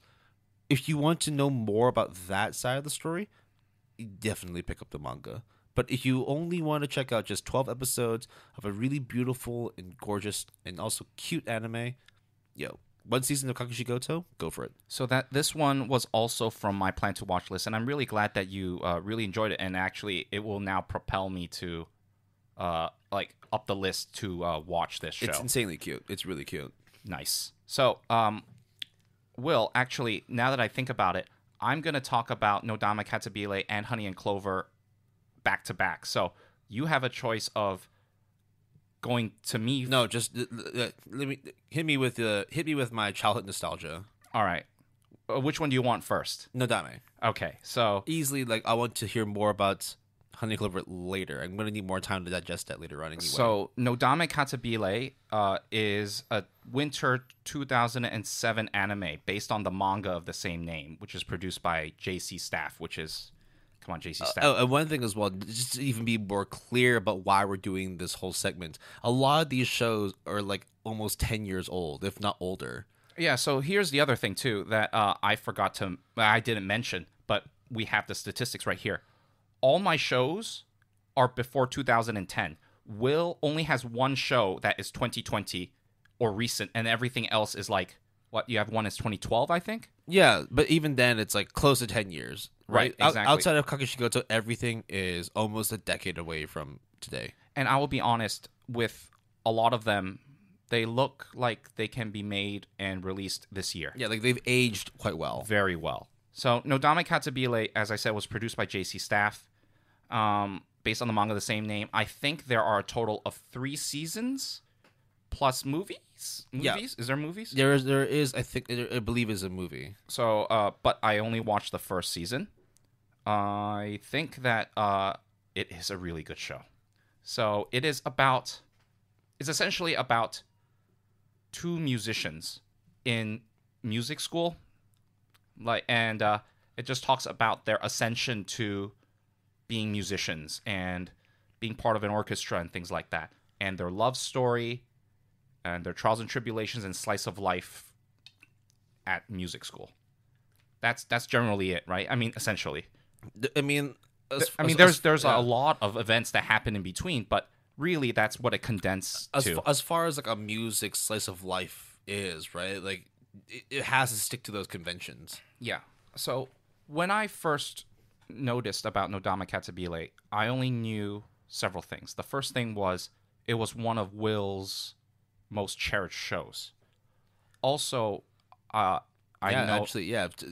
the listeners who wouldn't have figured out, my actual beginning into anime and manga was actually very slice of life focused. Yeah. Stuff I was watching was like Ichigo 100% and Chobits and Nodame Cantabile, and then later on Honey and Clover. So the fact that I have Nodame Cantabile and Honey and Clover, and the fact that it wasn't done on purpose, it was just straight luck, was kind of crazy. Or unluck. Unluck. No, it's fine. So I knew that Will really has a lot of personal attachment to this anime. I also know that it's about music. At the time, I didn't know what was it about other than it's about music. The only other show that I thought it was similar to before I watched it was Your Lie in April. And for those who have not watched Your Lie in April, what are you doing? But also, Your Lie in April was pretty good. That's me. I haven't watched Your Lie in April yet. But it was a very emotionally charged show. So I thought Nodame Cantabile was going to be like that. But actually, it turns out to be way more comedic slice of life than I anticipated, which actually is not a bad thing in the least. It's actually just different. That's it. And I think the comedic timing is really good. The storylines are done very well. And it's about adults. We talk about shonens and high school. So to have working adults trying to figure out what to do with their lives or having some pressure that only adults would face is very refreshing. I think Nodame's personality, which is the woman, is quite annoying at first and then grew on me real fast. She kind of has like this airhead, like playful, dense personality. I think like when I noticed, because at the time, outside of watching Nodame Cantabile and all these SOLs, I was actually also watching a lot of like slice of life live actions as well. Like I was watching things like Hanayori Dango, which is like Boys Over Flowers, and that was also like there's a manga and also a Japanese adaptation for it, and also a Korean adaptation for it, and then a Chinese adaptation for it, and yeah, you'll have those very specific character tropes when it comes to those kind of like romantic SOLs, like chill SOLs, where you have the girl who's slightly a bit like on the more airheadish side, quirky side, and then or they can also be the guy too, and then you have like the guy or the girl who's more sort of like straight edged, like very serious, done by the books kind of characters, and it's just watching those opposites tracked. That's when like the two come together and you start seeing, oh, like how could these two possibly fall in love with each other, and then they show and prove you that they can get in love with each other. When it comes to anime about music, or actually, let me rephrase. When the source is a manga and it talks about music, such as Your Lie in April, such as Nodame Cantabile, such as Sounds of Life, it is almost a no-brainer to me that an anime with audio component is extremely pivotal. And when you claim to be a music anime and your music is shit, then you're kind of like, well, then what's the point? I'm here to say that Nodame Cantabile's music is exceptional. I love it. I'm talking even about the insert songs. Like the insert songs, like the ones that like kind of convey a tone between a conversation, are all like classical orchestral pieces. So it's not just your typical anime kind of soundtrack where it's very, in a way, generic or very indicative of the tone. But this one also has like, there's a playful one, there's a fast one, there's a dramatic one, and they all seem to be orchestral related, which is obvious because they're at a music school. I also think another thing that I give a lot of credit to is that there is performances, of course. And these performances, for the most part, are shown in entirety. So they might cut to, like, you know, similar to Sounds of Life, they might cut to have some monologue or some kind of, like, different, like, camera angles, but the music is actually played from beginning to end in one go. And the music in Nodame Cantabile, particularly there was one called Rhapsody in Blue, that is an orchestra. I don't know too much about classical music, but I know about Rhapsody in Blue mainly because of Fantasia. And I really like that orchestral piece a lot. So when I discovered that they actually had that performance, I was so pleasantly surprised. It was awesome. And it is just kind of interesting to have, like, a bunch of misfits, kind of people that shun them in school, come together and actually manage to form something out of it. Now, at this point, I have not even mentioned the male MC yet. But that's not because Chiaki, who's the male MC, has any deficiency or that. No, it's not that. It's just interesting, his journey, because he's kind of like the wonder boy. He is the one that is deemed the most talented and most outstanding in the school. Like, he's number one. But he also has his internal struggle, or he tries to find his way in life as well, that almost everyone has to face. And it is interesting that a lot of these characters would all get very jealous of Chiaki because he has, like, oh, your father and mother are, like, musicians, are famous musicians, so of course you would be talented, and they all get jealous of him. But then over time, he kind of wins, Chiaki wins everyone over because they're like, oh, actually, this guy puts in time and work. Like, he's not just, like, coasting, like, he's actually legit putting work, and that's the reason why he's number one. Okay, background and talent aside, but putting in work. I think, yeah, whenever, like, we talk about, like, talent, there's always, like, assumptions of a level of arrogance, cockiness, maybe, like, thinking that they're above others who aren't on their level. And so that's why it's, you know, sometimes it's quick and easy to judge people because, like, it's cool to, success is great, but when it's someone else being successful and not you, jealousy can kick in, right? Yeah. And it's just interesting that a lot of characters, because they're adults, they treat each other like adults, and they deal with stuff in a way that is very mature and normal for that age. I also think that another thing that's very interesting about the music is Chiaki and Nodame plays a lot of piano.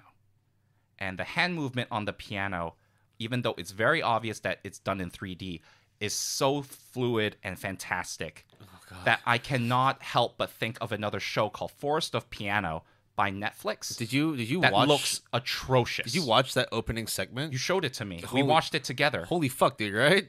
Yeah, man. It was so bad. No, we're talking about Forest of Piano, right? Yeah. So Nodame Cantabile is done, like, eons ago, and it is still better than that. Like, it is very convincing, and I'm pretty sure the notes that they play are exactly the same. Which leads me to my final observation, which is part of me wishes that I have a lot of knowledge in music, especially orchestral classical music. I don't.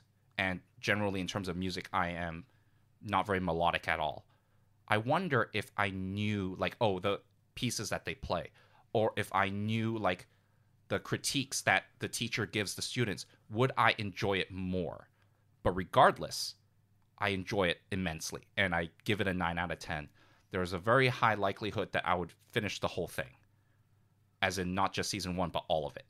But I might have to do it in doses, because it's one of those things where if I do it all in one go, it's gone. And Nodame Cantabile is just kind of chill, a little bit of drama, just very ever so slightly, kind of adorable. Everyone is nice. It's like a nice fine wine, right? You want to just sip it. You don't want to just go all in, just finish it in one go. Just, like, really slowly enjoy your time with it. Yep. I really like, and the fact that it was done by JC's staff. Like, people might have their preconceptions about JC's staff. I mean, we have our preconceptions, and also what they did with, like, One Punch Man. But if you talk about, like, comedies and slice of lives, like, they have a really good track record. Definitely, they have a very good track record. So I am very impressed by Nodame Cantabile. The other show that I'm extremely impressed by is Honey and Clover. Now, I'm really happy to hear this one because between the two, as much as I really like Nodame, Honey and Clover was my shit. So JC Staff is on a roll because Honey and Clover is also produced by JC Staff. It's based on the manga of the same name, and it's a spring 2005 anime.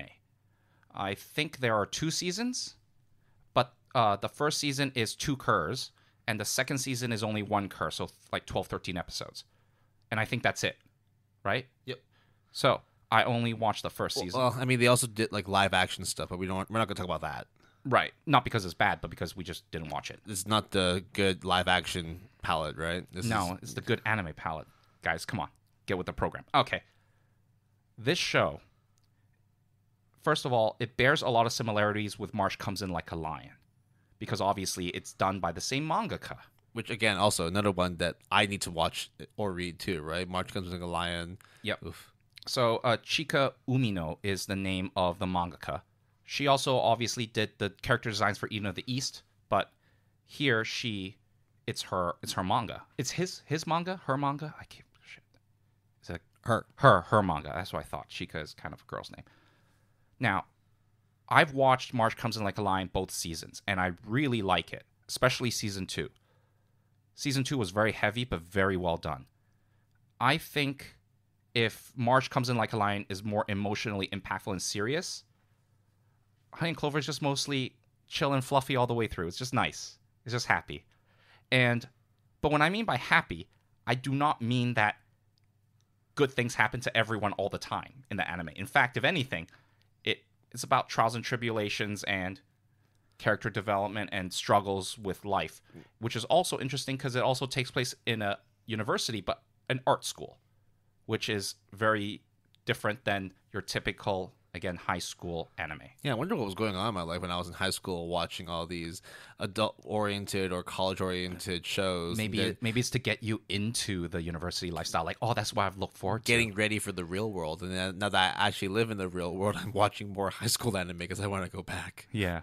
So the opening sequence is really cool. I like the opening sequence for season 1 really well. Do you remember that, Will? It's been a long time since I've watched it. It's like live action, but they use food. Oh, right. Okay. I need to rewatch it again. But yeah. The main thing I remember the most are the characters in the show. Like, oh, man. I have my favorites, and I'm not going to say any more. So I have to say, first I will say that the cast of characters, which primarily consists of 5 people. Of course, there are other supporting characters that show up very regularly, but it usually concerns these 5 people. They're all super likable, super charismatic. I just want everyone to be happy, but it's clear that someone is going to lose out. Someone is going to get hurt. I just want everyone to be happy, Will. Why can't everyone be happy? Sorry.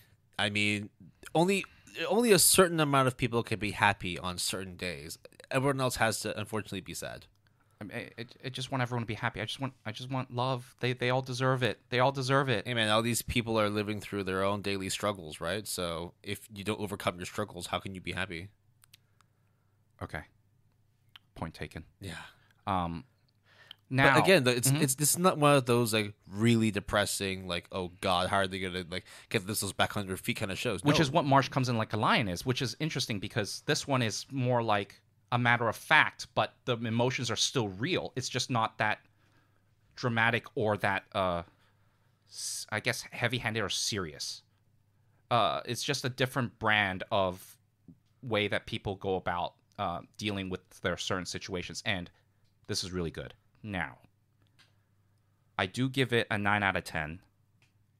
I think that, like, when I finish it all, 9 out of 10 or 10 out of 10 is very likely in terms of the whole thing, finish all of it. The feels, man. The feels. It's just, and it's not feeling like, I feel like I need to cry, or I feel like, but it kind of is like that bittersweet, kind of like, oh yeah, I remember when I was in that kind of similar situation.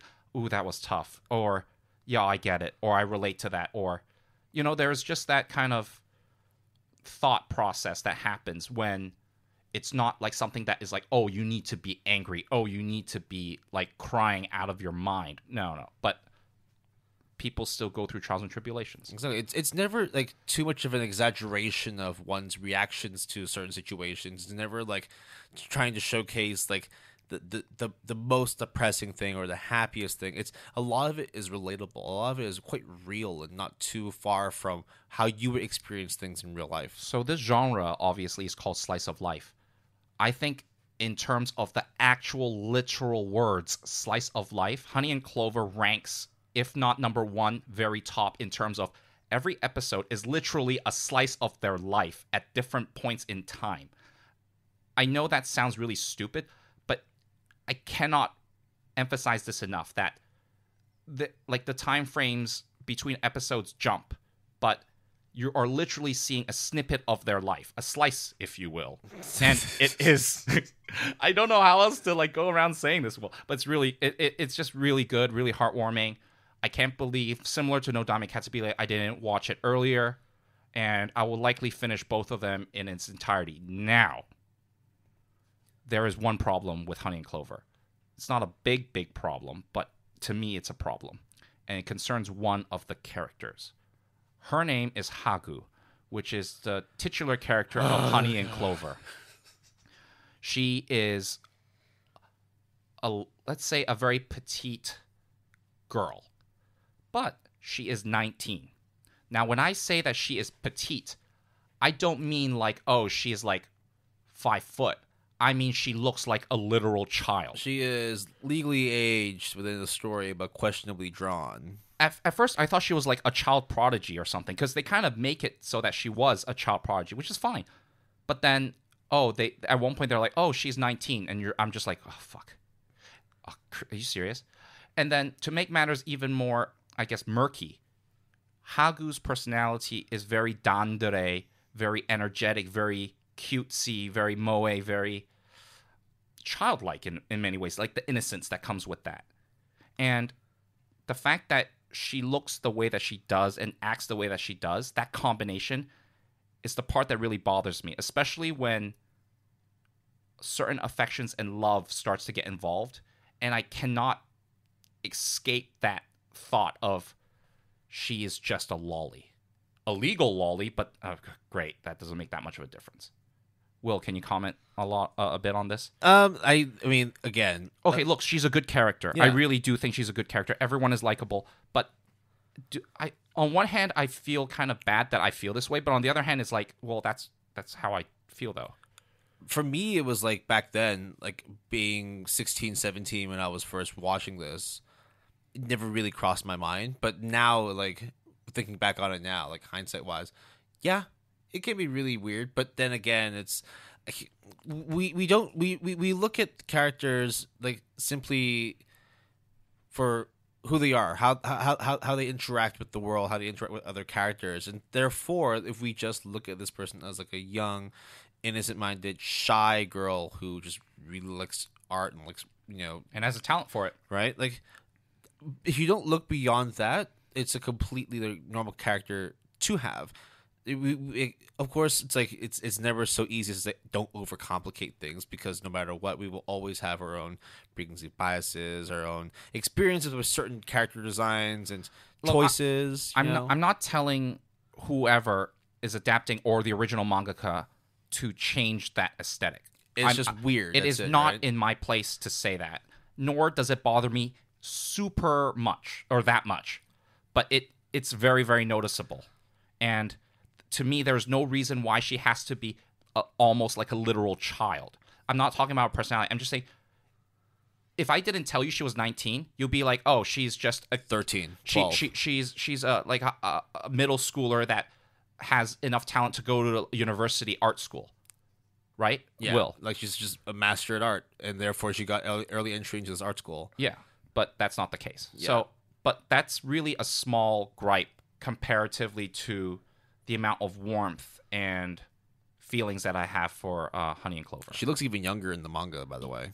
Jesus Christ. But at the same time, I tried to read some of the manga, and holy fuck. I mean, there's dialogue everywhere. I know you showed me. It's just literally, it's literally reading a book. It's extremely hard to read. But look, you got the time to do it, definitely read it. Or, better yet, just watch it. Was it actually like shocking for you as well that like the two shows that I really really loved as like a young teen are both josei mangas? It's fine. Like, I mean, whatever. And then now you look at the stuff I watch and read now, it's just like, where did I go wrong, Will? What happened? I mean, it's fine, Will. It's not everyone sees the light right away. It's okay. Well, now, I mean, I'm starting to, which is why it's like watching and reading some of the stuff that I've picked was actually quite easy to get into. So, tell me about the light that has seeped into your daily life, Will. Do you want to continue on about how this was previously the daily life of my once high school boy lifestyle? The show in question here is the daily lives of high school boys. It's okay. So in terms of comedy shows, especially when it comes to like high school comedy shows, a lot of these shows will follow a very similar kind of formula. So I'm talking shows like Saiki K, Asobi Asobase, Senjukai Yakundomo, where it's like it's sometimes very gag filled. Sometimes it's very like the student council. Yeah, the student council. Sedokai Yakidomo. Yeah. So it's like very much like, because some of the series that we talk about in terms of their manga form is like 4 or 4 panel manga. Yes. So it's very much one story, flip it over, another story, flip it over, another story. So it's quite rapid, quite fast paced, and you're always wondering, how you like render that into like a format that would be able to run for 20 minutes. Well, you just basically group over a lot of different skits. So, like shows like Saiki K and Asobi Asobase do it really, really well. Just like the daily lives of high school boys. So the series is, well, I mean, it starts off as a manga of the same name. A web manga, apparently. Yeah, which is like published by Square Enix. And this was also really funny too, because the anime was produced by Sunrise Studio, and literally I was just like, okay, this is Sunrise, this is interesting. Like, they're known for like their mechas and Gundam shit, and then within 5 seconds, the first thing you see is a fucking like a whole stream of Gundam showing up in the show. It's just like, okay, I can see where this is going. Like, you would never have expected Sunrise to make something like this, but this works for me. Why not? So it focuses on literally the daily lives of high school boys. A couple of characters. There's 3 central ones, and then there's like a revolving cast that comes in here and there. But essentially, they all just run into a bunch of different shenanigans. They do, there's like different skits that they do. Kind of random mishaps, exploration as like a young teen, and they all go to a boys' school. So for me, yeah. Daily Lives of High School Boys, I watched a long, long time ago. In fact, if anything, I think it's one of the first animes that I watched. At least in like recent memory, in terms of like memory, when I kind of think back, I have a very fond memory of Daily Lives of High School Boys. I gave it a 9 out of 10, and a lot of the clips are very YouTube. You can just put on YouTube, or you don't. Please don't. But like, I can see it just like you drew snippets, and I'll be like, yeah, that's funny. Oh yeah, I remember that. That's pretty funny. Oh yeah, that's really good. I mean, occasionally any like sort of like dedicated anime Instagram channel or YouTube channel, they'll have like little snippets of shows and movies and all that. Occasionally, you'll see stuff like from Daily Lives. Sometimes you'll see some from Saiki K or Asobi Asobase. It's because the format itself is enough to give you entertainment for like 10 seconds, 30 seconds, 1 minute, 5 minutes, however long. As even Nichijou is the same format too. Right. So the story. There is no story, really. The stories themselves are like not important. What is important is how those characters interact within each little plot, within each little chapter. I initially gave it an 8. Yeah. Now, thinking back on it now, some of the skits were actually insanely funny. And look, I mean, I gave Saiki a 9. I am likely to give Asobi Asobase a 9 when I finish it. I don't see any reason why I wouldn't give Daily Lives of High School Boys a 9 as well. Okay, it's a very fun watch. 12 episodes, very easy to get into. It's just one of those things. You just drop in, watch a couple minutes, get back out, and then if you want to continue it, you can. It's not necessarily something you want to binge, on the other hand, but you just need like a quick laugh. You just need to chill off for like 30 minutes, put it on. It's insanely enjoyable. It's really well done as well. I mean, it's Sunrise. They're not a cheap studio. They're really fucking big. Yeah. I mean, we can play ping pong and try to figure it out, right? Yes. That actually is a very good skit, and if you ever do watch it, you should get into it. It's just one of the ones I really really liked is like. Oh yeah. Let's hear it. What's your favorite one? The favorite skit I had was like the opening. I think it was like episode 3, episode 4, where one of the main characters. I think it was what's his name? I actually don't remember. Tadakuni. Okay. He's just lying there on his tatami reading a manga. Okay. Just reading manga. Yeah. And then the opening credits just show. It's just like, oh yeah, okay. I mean that makes sense. That makes sense. That was so fucking meta. It's just like this literally is the daily life of a high school boy. Yeah, fucking great. I also like it when the sisters show up. They're just so savage. I love it. Yeah, dude. Like every single time, it's like anytime a sister shows up, they just are fucking ridiculous. They are mean as fuck. And I love the whole class of dudes. Like. I think there was one skit involving the teacher, the female teacher, like trying to tell the whole class to do something. And let's just say the whole class was dead silent and it was hilarious. Another one where like you meet the quote unquote delinquent of their class. Yeah, and it turns out and then you meet a sister. And then you wonder, okay, that's how he turned out like this. It's a really good time. I cannot stress. It's one of those shows where like you don't need to know much about Japanese culture. You don't need to know anything about Japanese high schools. You don't need to know anything. You just need to be ready to laugh. You don't need to know anything going into it. Just sit down, shut up, watch, enjoy for 12 episodes. The last cleanup that I have is a show called Haibane Renmei. Now, I left this show for last because it's actually a very tough show to discuss because I can go on and on about it. It is based on a series of doujinshis by the creator of the anime. You want to just give a quick explanation of what a doujinshi is? A doujinshi is kind of basically fan-made, self-funded mangas that usually you would sell at like Comiket, which is like the Comic-Con equivalent, or you sell online nowadays, so on and so forth. Okay, so it's a fall 2002 anime. To explain what's it about is essentially it's about a girl called Raku who all of a sudden wakes up in a cocoon and then she discovers that she is in a city called Gyou, surrounded by a group of people, including herself, that are called the Haibane, which is a human person with wings and a halo. Now, I know what you're going to say. Oh, they're angels. Apparently, it's only an aesthetic choice, but I think that's the biggest lie on the human planet. Needless to say, they're angels. They don't have memories of what it was like before they were in the cocoon. They are not allowed to go outside of the walls of the city for some weird reason, which they will get into in the anime. And I don't know what else to say. It is done by the same people who did Serial Experiment Lane. And Serial Experiment Lane is an extremely important anime for me because it's the first quote-unquote mature anime that I've ever watched from beginning to end. Also, Serial Experiment Lane fucks with my mind so much at the time. It's like insane. Now, I'll say what I gave Haibane Renmei. I gave it an 8 out of 10.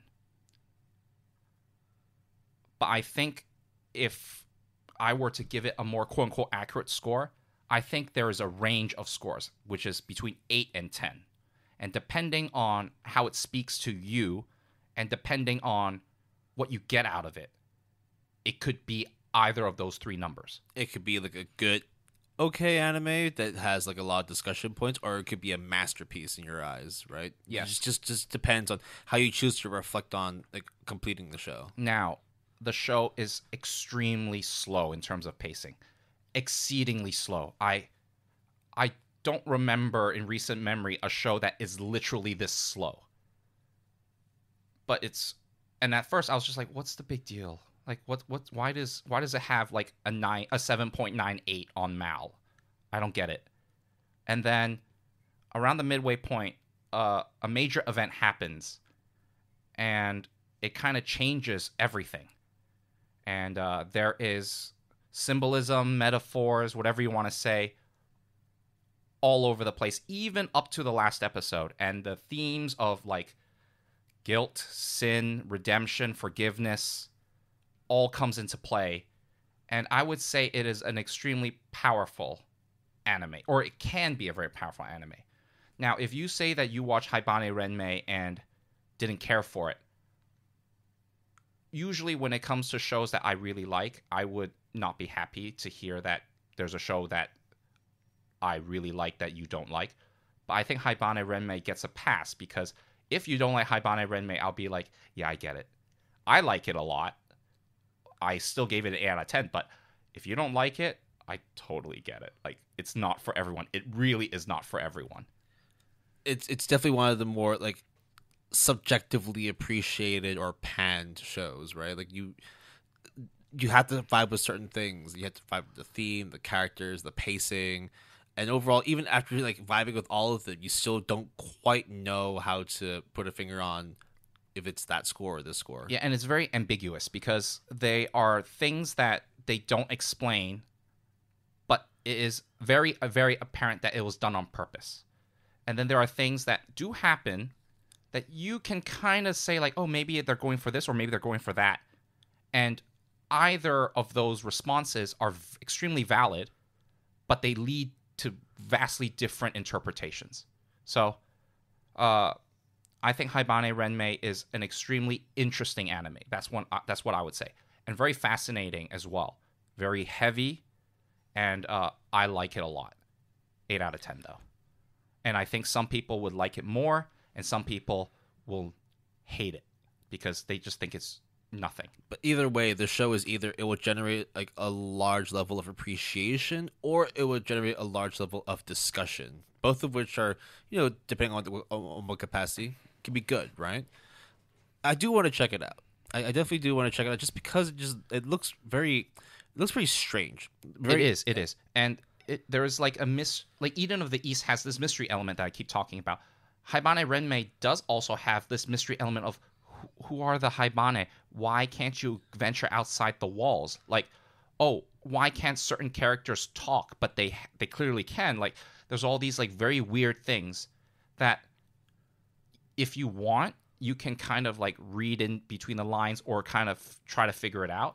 Or you can just accept that as part of the world. Or it's also just how the creator like just wants to convey their properties. Abe, right? Like for example, like just like how with Haibane, the thing that got me was like, why the hell has this girl got angel wings and why is she staring off in the distance? What does this mean? Just like how Technolize is what happened to this guy's arm and why is he looking so mad? Or like Serial Experiments Lane, what is this girl that's standing in like a purple background and just staring down at me with a crooked head? Like, what does this all mean to you? What does this all mean to me? And then you want to watch or read it to see what the fuck is up.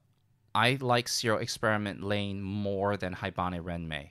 But I think Haibane Renmei, as you said, or as I said as well, more discussion will be coming out of Haibane Renmei than Serial Experiment Lane due to its ambiguity and heavy topics, despite the fact that the show itself is actually quite lighthearted. Okay. Oh, I'm definitely gonna check it out then. Definitely check it out because it's on my watch list too.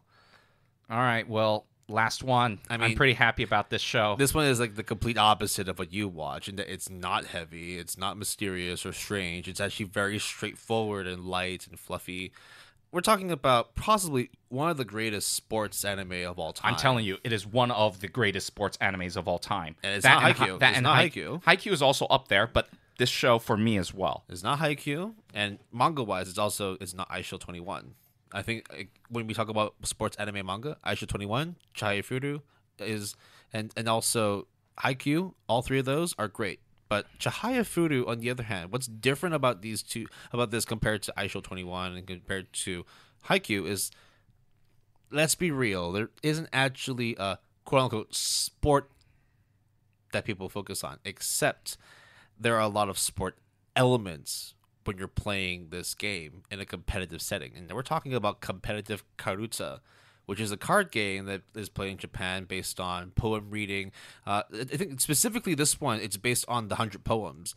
Yes. And you have to do it's card matching, but also from card matching, it's also positioning and knowing how to defend your corners, how to utilize the sounds and the motions of the poet reader, and knowing that if there are certain 1-syllable words, 2-syllable words, 3, 4, however many more, how to strategize your plan of attack whilst also protecting the amount of cards you have on your side. I'm not going to go into how Kuruta's played because that's just a whole different thing. That's crazy. But I will say that despite not having a quote unquote sports element, this is quite possibly one of the greatest sports anime of all time. Yeah. And what's funny is that this is like, if you look at the proper tags for it, this is more like slice of life, self-discovery, romance, josei. But it's actually shonen as fuck, dude. I know there are training arcs, there are recruitment arcs, there are redemption arcs, there are literal tournament. There's like 5 tournament arcs in the first 5 tournaments in the first season, and they don't skimp out on the tournament arcs. They play it all the way through. So like, forget anything about the characters, forget about anything about the show, about the sport. Chihayafuru at its core is a sports anime. I don't give a fuck if you think it's about romance and how they love, the competitiveness of Karuta, or like they just really love the traditional poems that they read. No, fuck all that. No. Plain and simple, it's a ridiculously high octane, fast paced anime about a competitive sport. I don't give a fuck if you don't think that card games are not sports or whatnot. Fuck you. This is not for you. But for those who are open-minded enough to give it a second chance, or even a first chance, for me, this is the second time watching it. I tried to watch it the first time, and it was like, at the time, how far did you go the first time? Literally the first episode. Oh, okay. Not even a single card was laid out yet at this point. I was just like, this is slow as fuck. And that was the mistake I made, because I was just thinking, well, how could they possibly make this competitive and exhilarating? They did. But in the first episode, I was just like, wow, I made a mistake by not giving this a chance.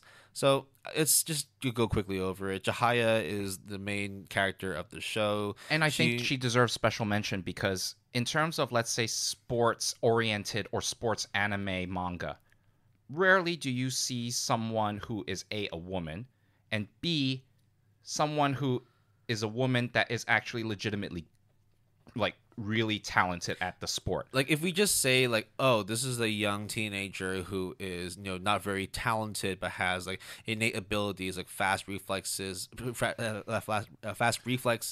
an ability to, like, a strong passion for what they do, a keen sense of hearing, and, like, it's just, like, rough and tumble, but also very, like, passionate, but occasionally stubborn and arrogant because they just want to be the best. You would think, this is Ash Ketchum from fucking Pokemon, or this is Naruto from Naruto, or fucking Luffy from One Piece, or Ichigo from fucking Bleach, or Asta from Black Clover. No, it's none of those, because those guys are cucks. Fuck them.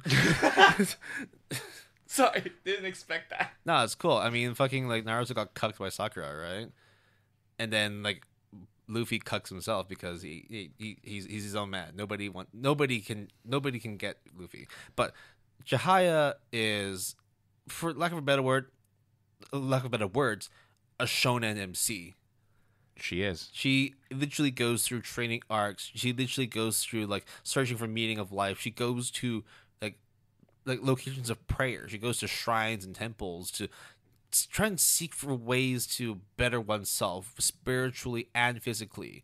And just to see the amount of passion and desire for someone to go in and be the master of this sport, competitive Karuta, it's just so inspiring. And all the other characters themselves all have their own reasons for playing the sport. And then you see that some of them, like, I really love, like, the poems that come along with it. Therefore, like, I think it's as traditional as it can be as a woman playing Karuta. We should also be wearing beautiful yukatas and kimonos. And holy fuck, they look gorgeous in that shit. And there's also people that are like, oh, I look at it from a numbers game. This is all statistics to me. And then using that ability, using that way of looking into the game, they also excel. So it's not just down to passion, not just down to tactics, not just down to your affinity to traditions. It's everything put together, and you just see that, like, this is one super slice of life, because who the fuck cares about fucking card games? They're just literally playing a card game. They're going to school, they're going to temple and all that.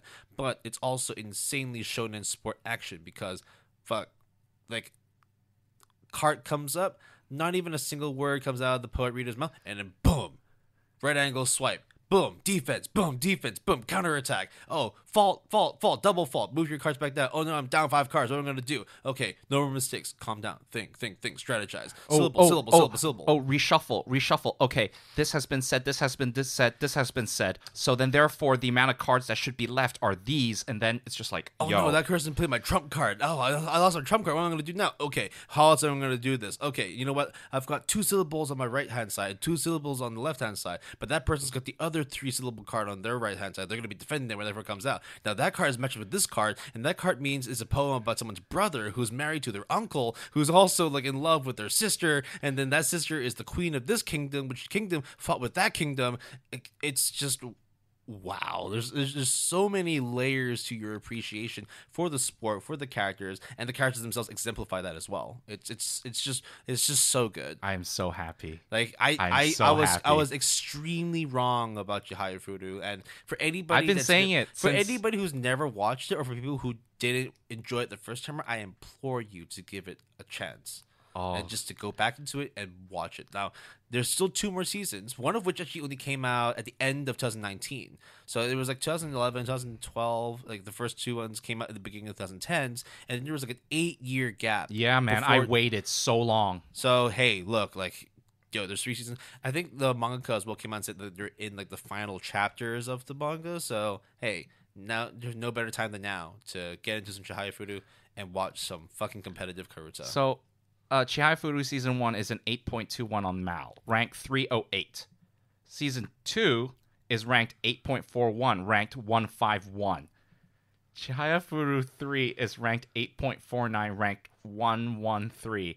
I gave all 3 seasons... I gave Season 2 an 8, but I gave Season 1 and 3 a 9. So right now, for me, Season 1 is a 9. It's so good. I will find the time to. I mean, once we get like the next couple of series that like homework and all that like done, I'm very happy to finish off. I'm so happy. It's really good. It's really good. I was so wrong about it, and I'm glad that you convinced me to give it a second chance. More like it was forced on me. It was luck. But at the same time, it's like I'm super happy. I'm super happy that I did choose from your list that one. So hey, 1 in 5 chance for me to pick it out. Hey, it worked. That's better than 0. Yeah, so I think now that this is the purpose of these cleanup episodes that we do as well, because we never know if one thing that we have on our list is going to be just disappointment. We also don't know if there is a hidden gem amongst the list that if we actually got the time to watch, then we will realize, hey, there is actually life in stuff that we put on hold. There is life in stuff that we dropped in the first place. And when we give it a second chance, it gives us a new level of appreciation for it. Just like, for example, it's like watching Honey and Clover as a teenager. I had one perspective of it, but now watching it as a full-fledged adult, hey, maybe my perception of it is different. I'll still enjoy it, but now seeing those real-world problems as an adult, and watching it as an adult, hey, things could be different. All right, so just to, in summary, for my cleanup, the ones that I actually watched was Eden of the East, which I thought was not good. I dropped it. Haibane Renmei, which I think is a very thought-provoking anime, and despite its slow pace, I think everyone should at least deserve to give it a chance. Subjectively an 8, but objectively it could be anywhere on the scale. It just honestly, depends. It can, yeah. Nodame Cantabile Season 1 and Honey and Clover Season 1 I thoroughly endorse and will definitely finish it, all of it. For me, it was Kyousougiga, which I didn't dislike, but I think that for some people they'll enjoy a lot more than I did. So I gave it a 7, but it could have been an 8 if I was more into the story. Kakushigoto, a very solid 8, wonderful, charming story, very cute and heartwarming. And then Daily Lives of High School Boys went from an 8 to 9. It was an 8.5 for the longest time. Depending on your mood and how much comedy you want, it could be an 8, it could be a 9. And then hands down, Chihayafuru is just the greatest show of all time. Nice. Well, I mean, the greatest show I've watched this year, at least. Nice. Who knows? It might make an appearance on the second seasons of Good Anime Palettes podcast season awards. Nice. I said nice like 3 times. Okay. It is a nice show. So that is the end of our episode. So housekeeping. You can always reach us through our email, gapalette@gmail.com. That's GAPALETTE @gmail.com. All lowercase, all one word. You can also contact us on Twitter using the handle @PaletteGood. That's capital P and capital G, all one word. We have a Facebook page at www.facebook.com/PaletteGood, capital G, capital P, capital G, all one word.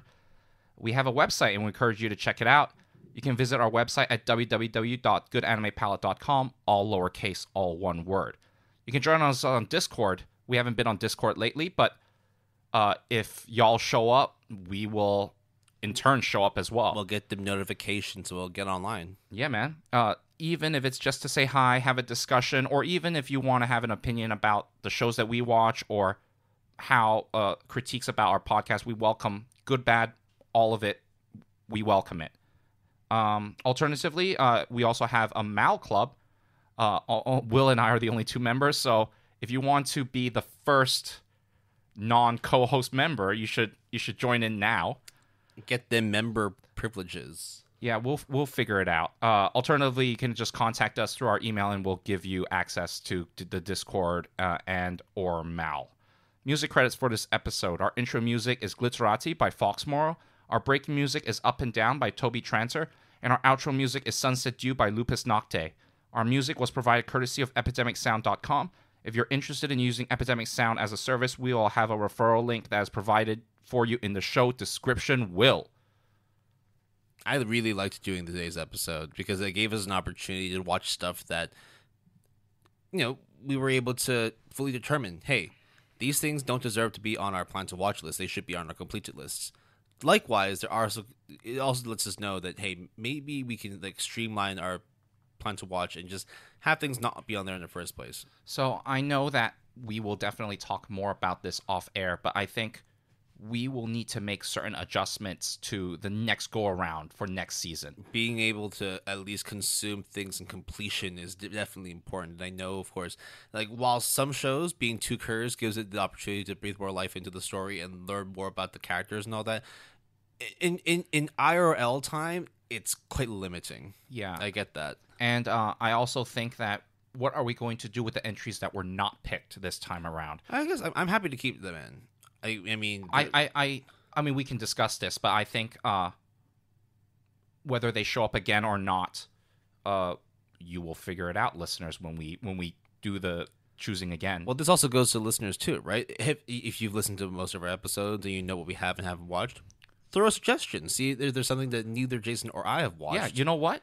Instead of Will picking mine and I pick for Will, why don't you guys, the listeners, pick for us? We're totally down for that too. Drop us a message on Twitter or send us an email. Let us know what picks you have, and then we can figure out how to work that into our next recording. Yep. The next recording for this kind of episode, though, not next one, not episode 19. No, that's too soon. Episode 19 is also going to be a doozy. That's our fall premiere. Yeah, this helps for you. Whenever you have the after credits, where it's you stick to the end, you find out a bit more about what happens in the preview for next episode. That's what I'm thinking. I think from now on we should put secret stuff at the end. So if you check it out all the way to the end, you will know. Well, now you know. So now this is the end of this episode. And knowing is half the battle, right, Will? Yep. So now that you know what we're going to be preparing for next week, go get some rest. Thank you very much for listening to today's episode, and we'll catch you in the next one. All right. See ya. Thank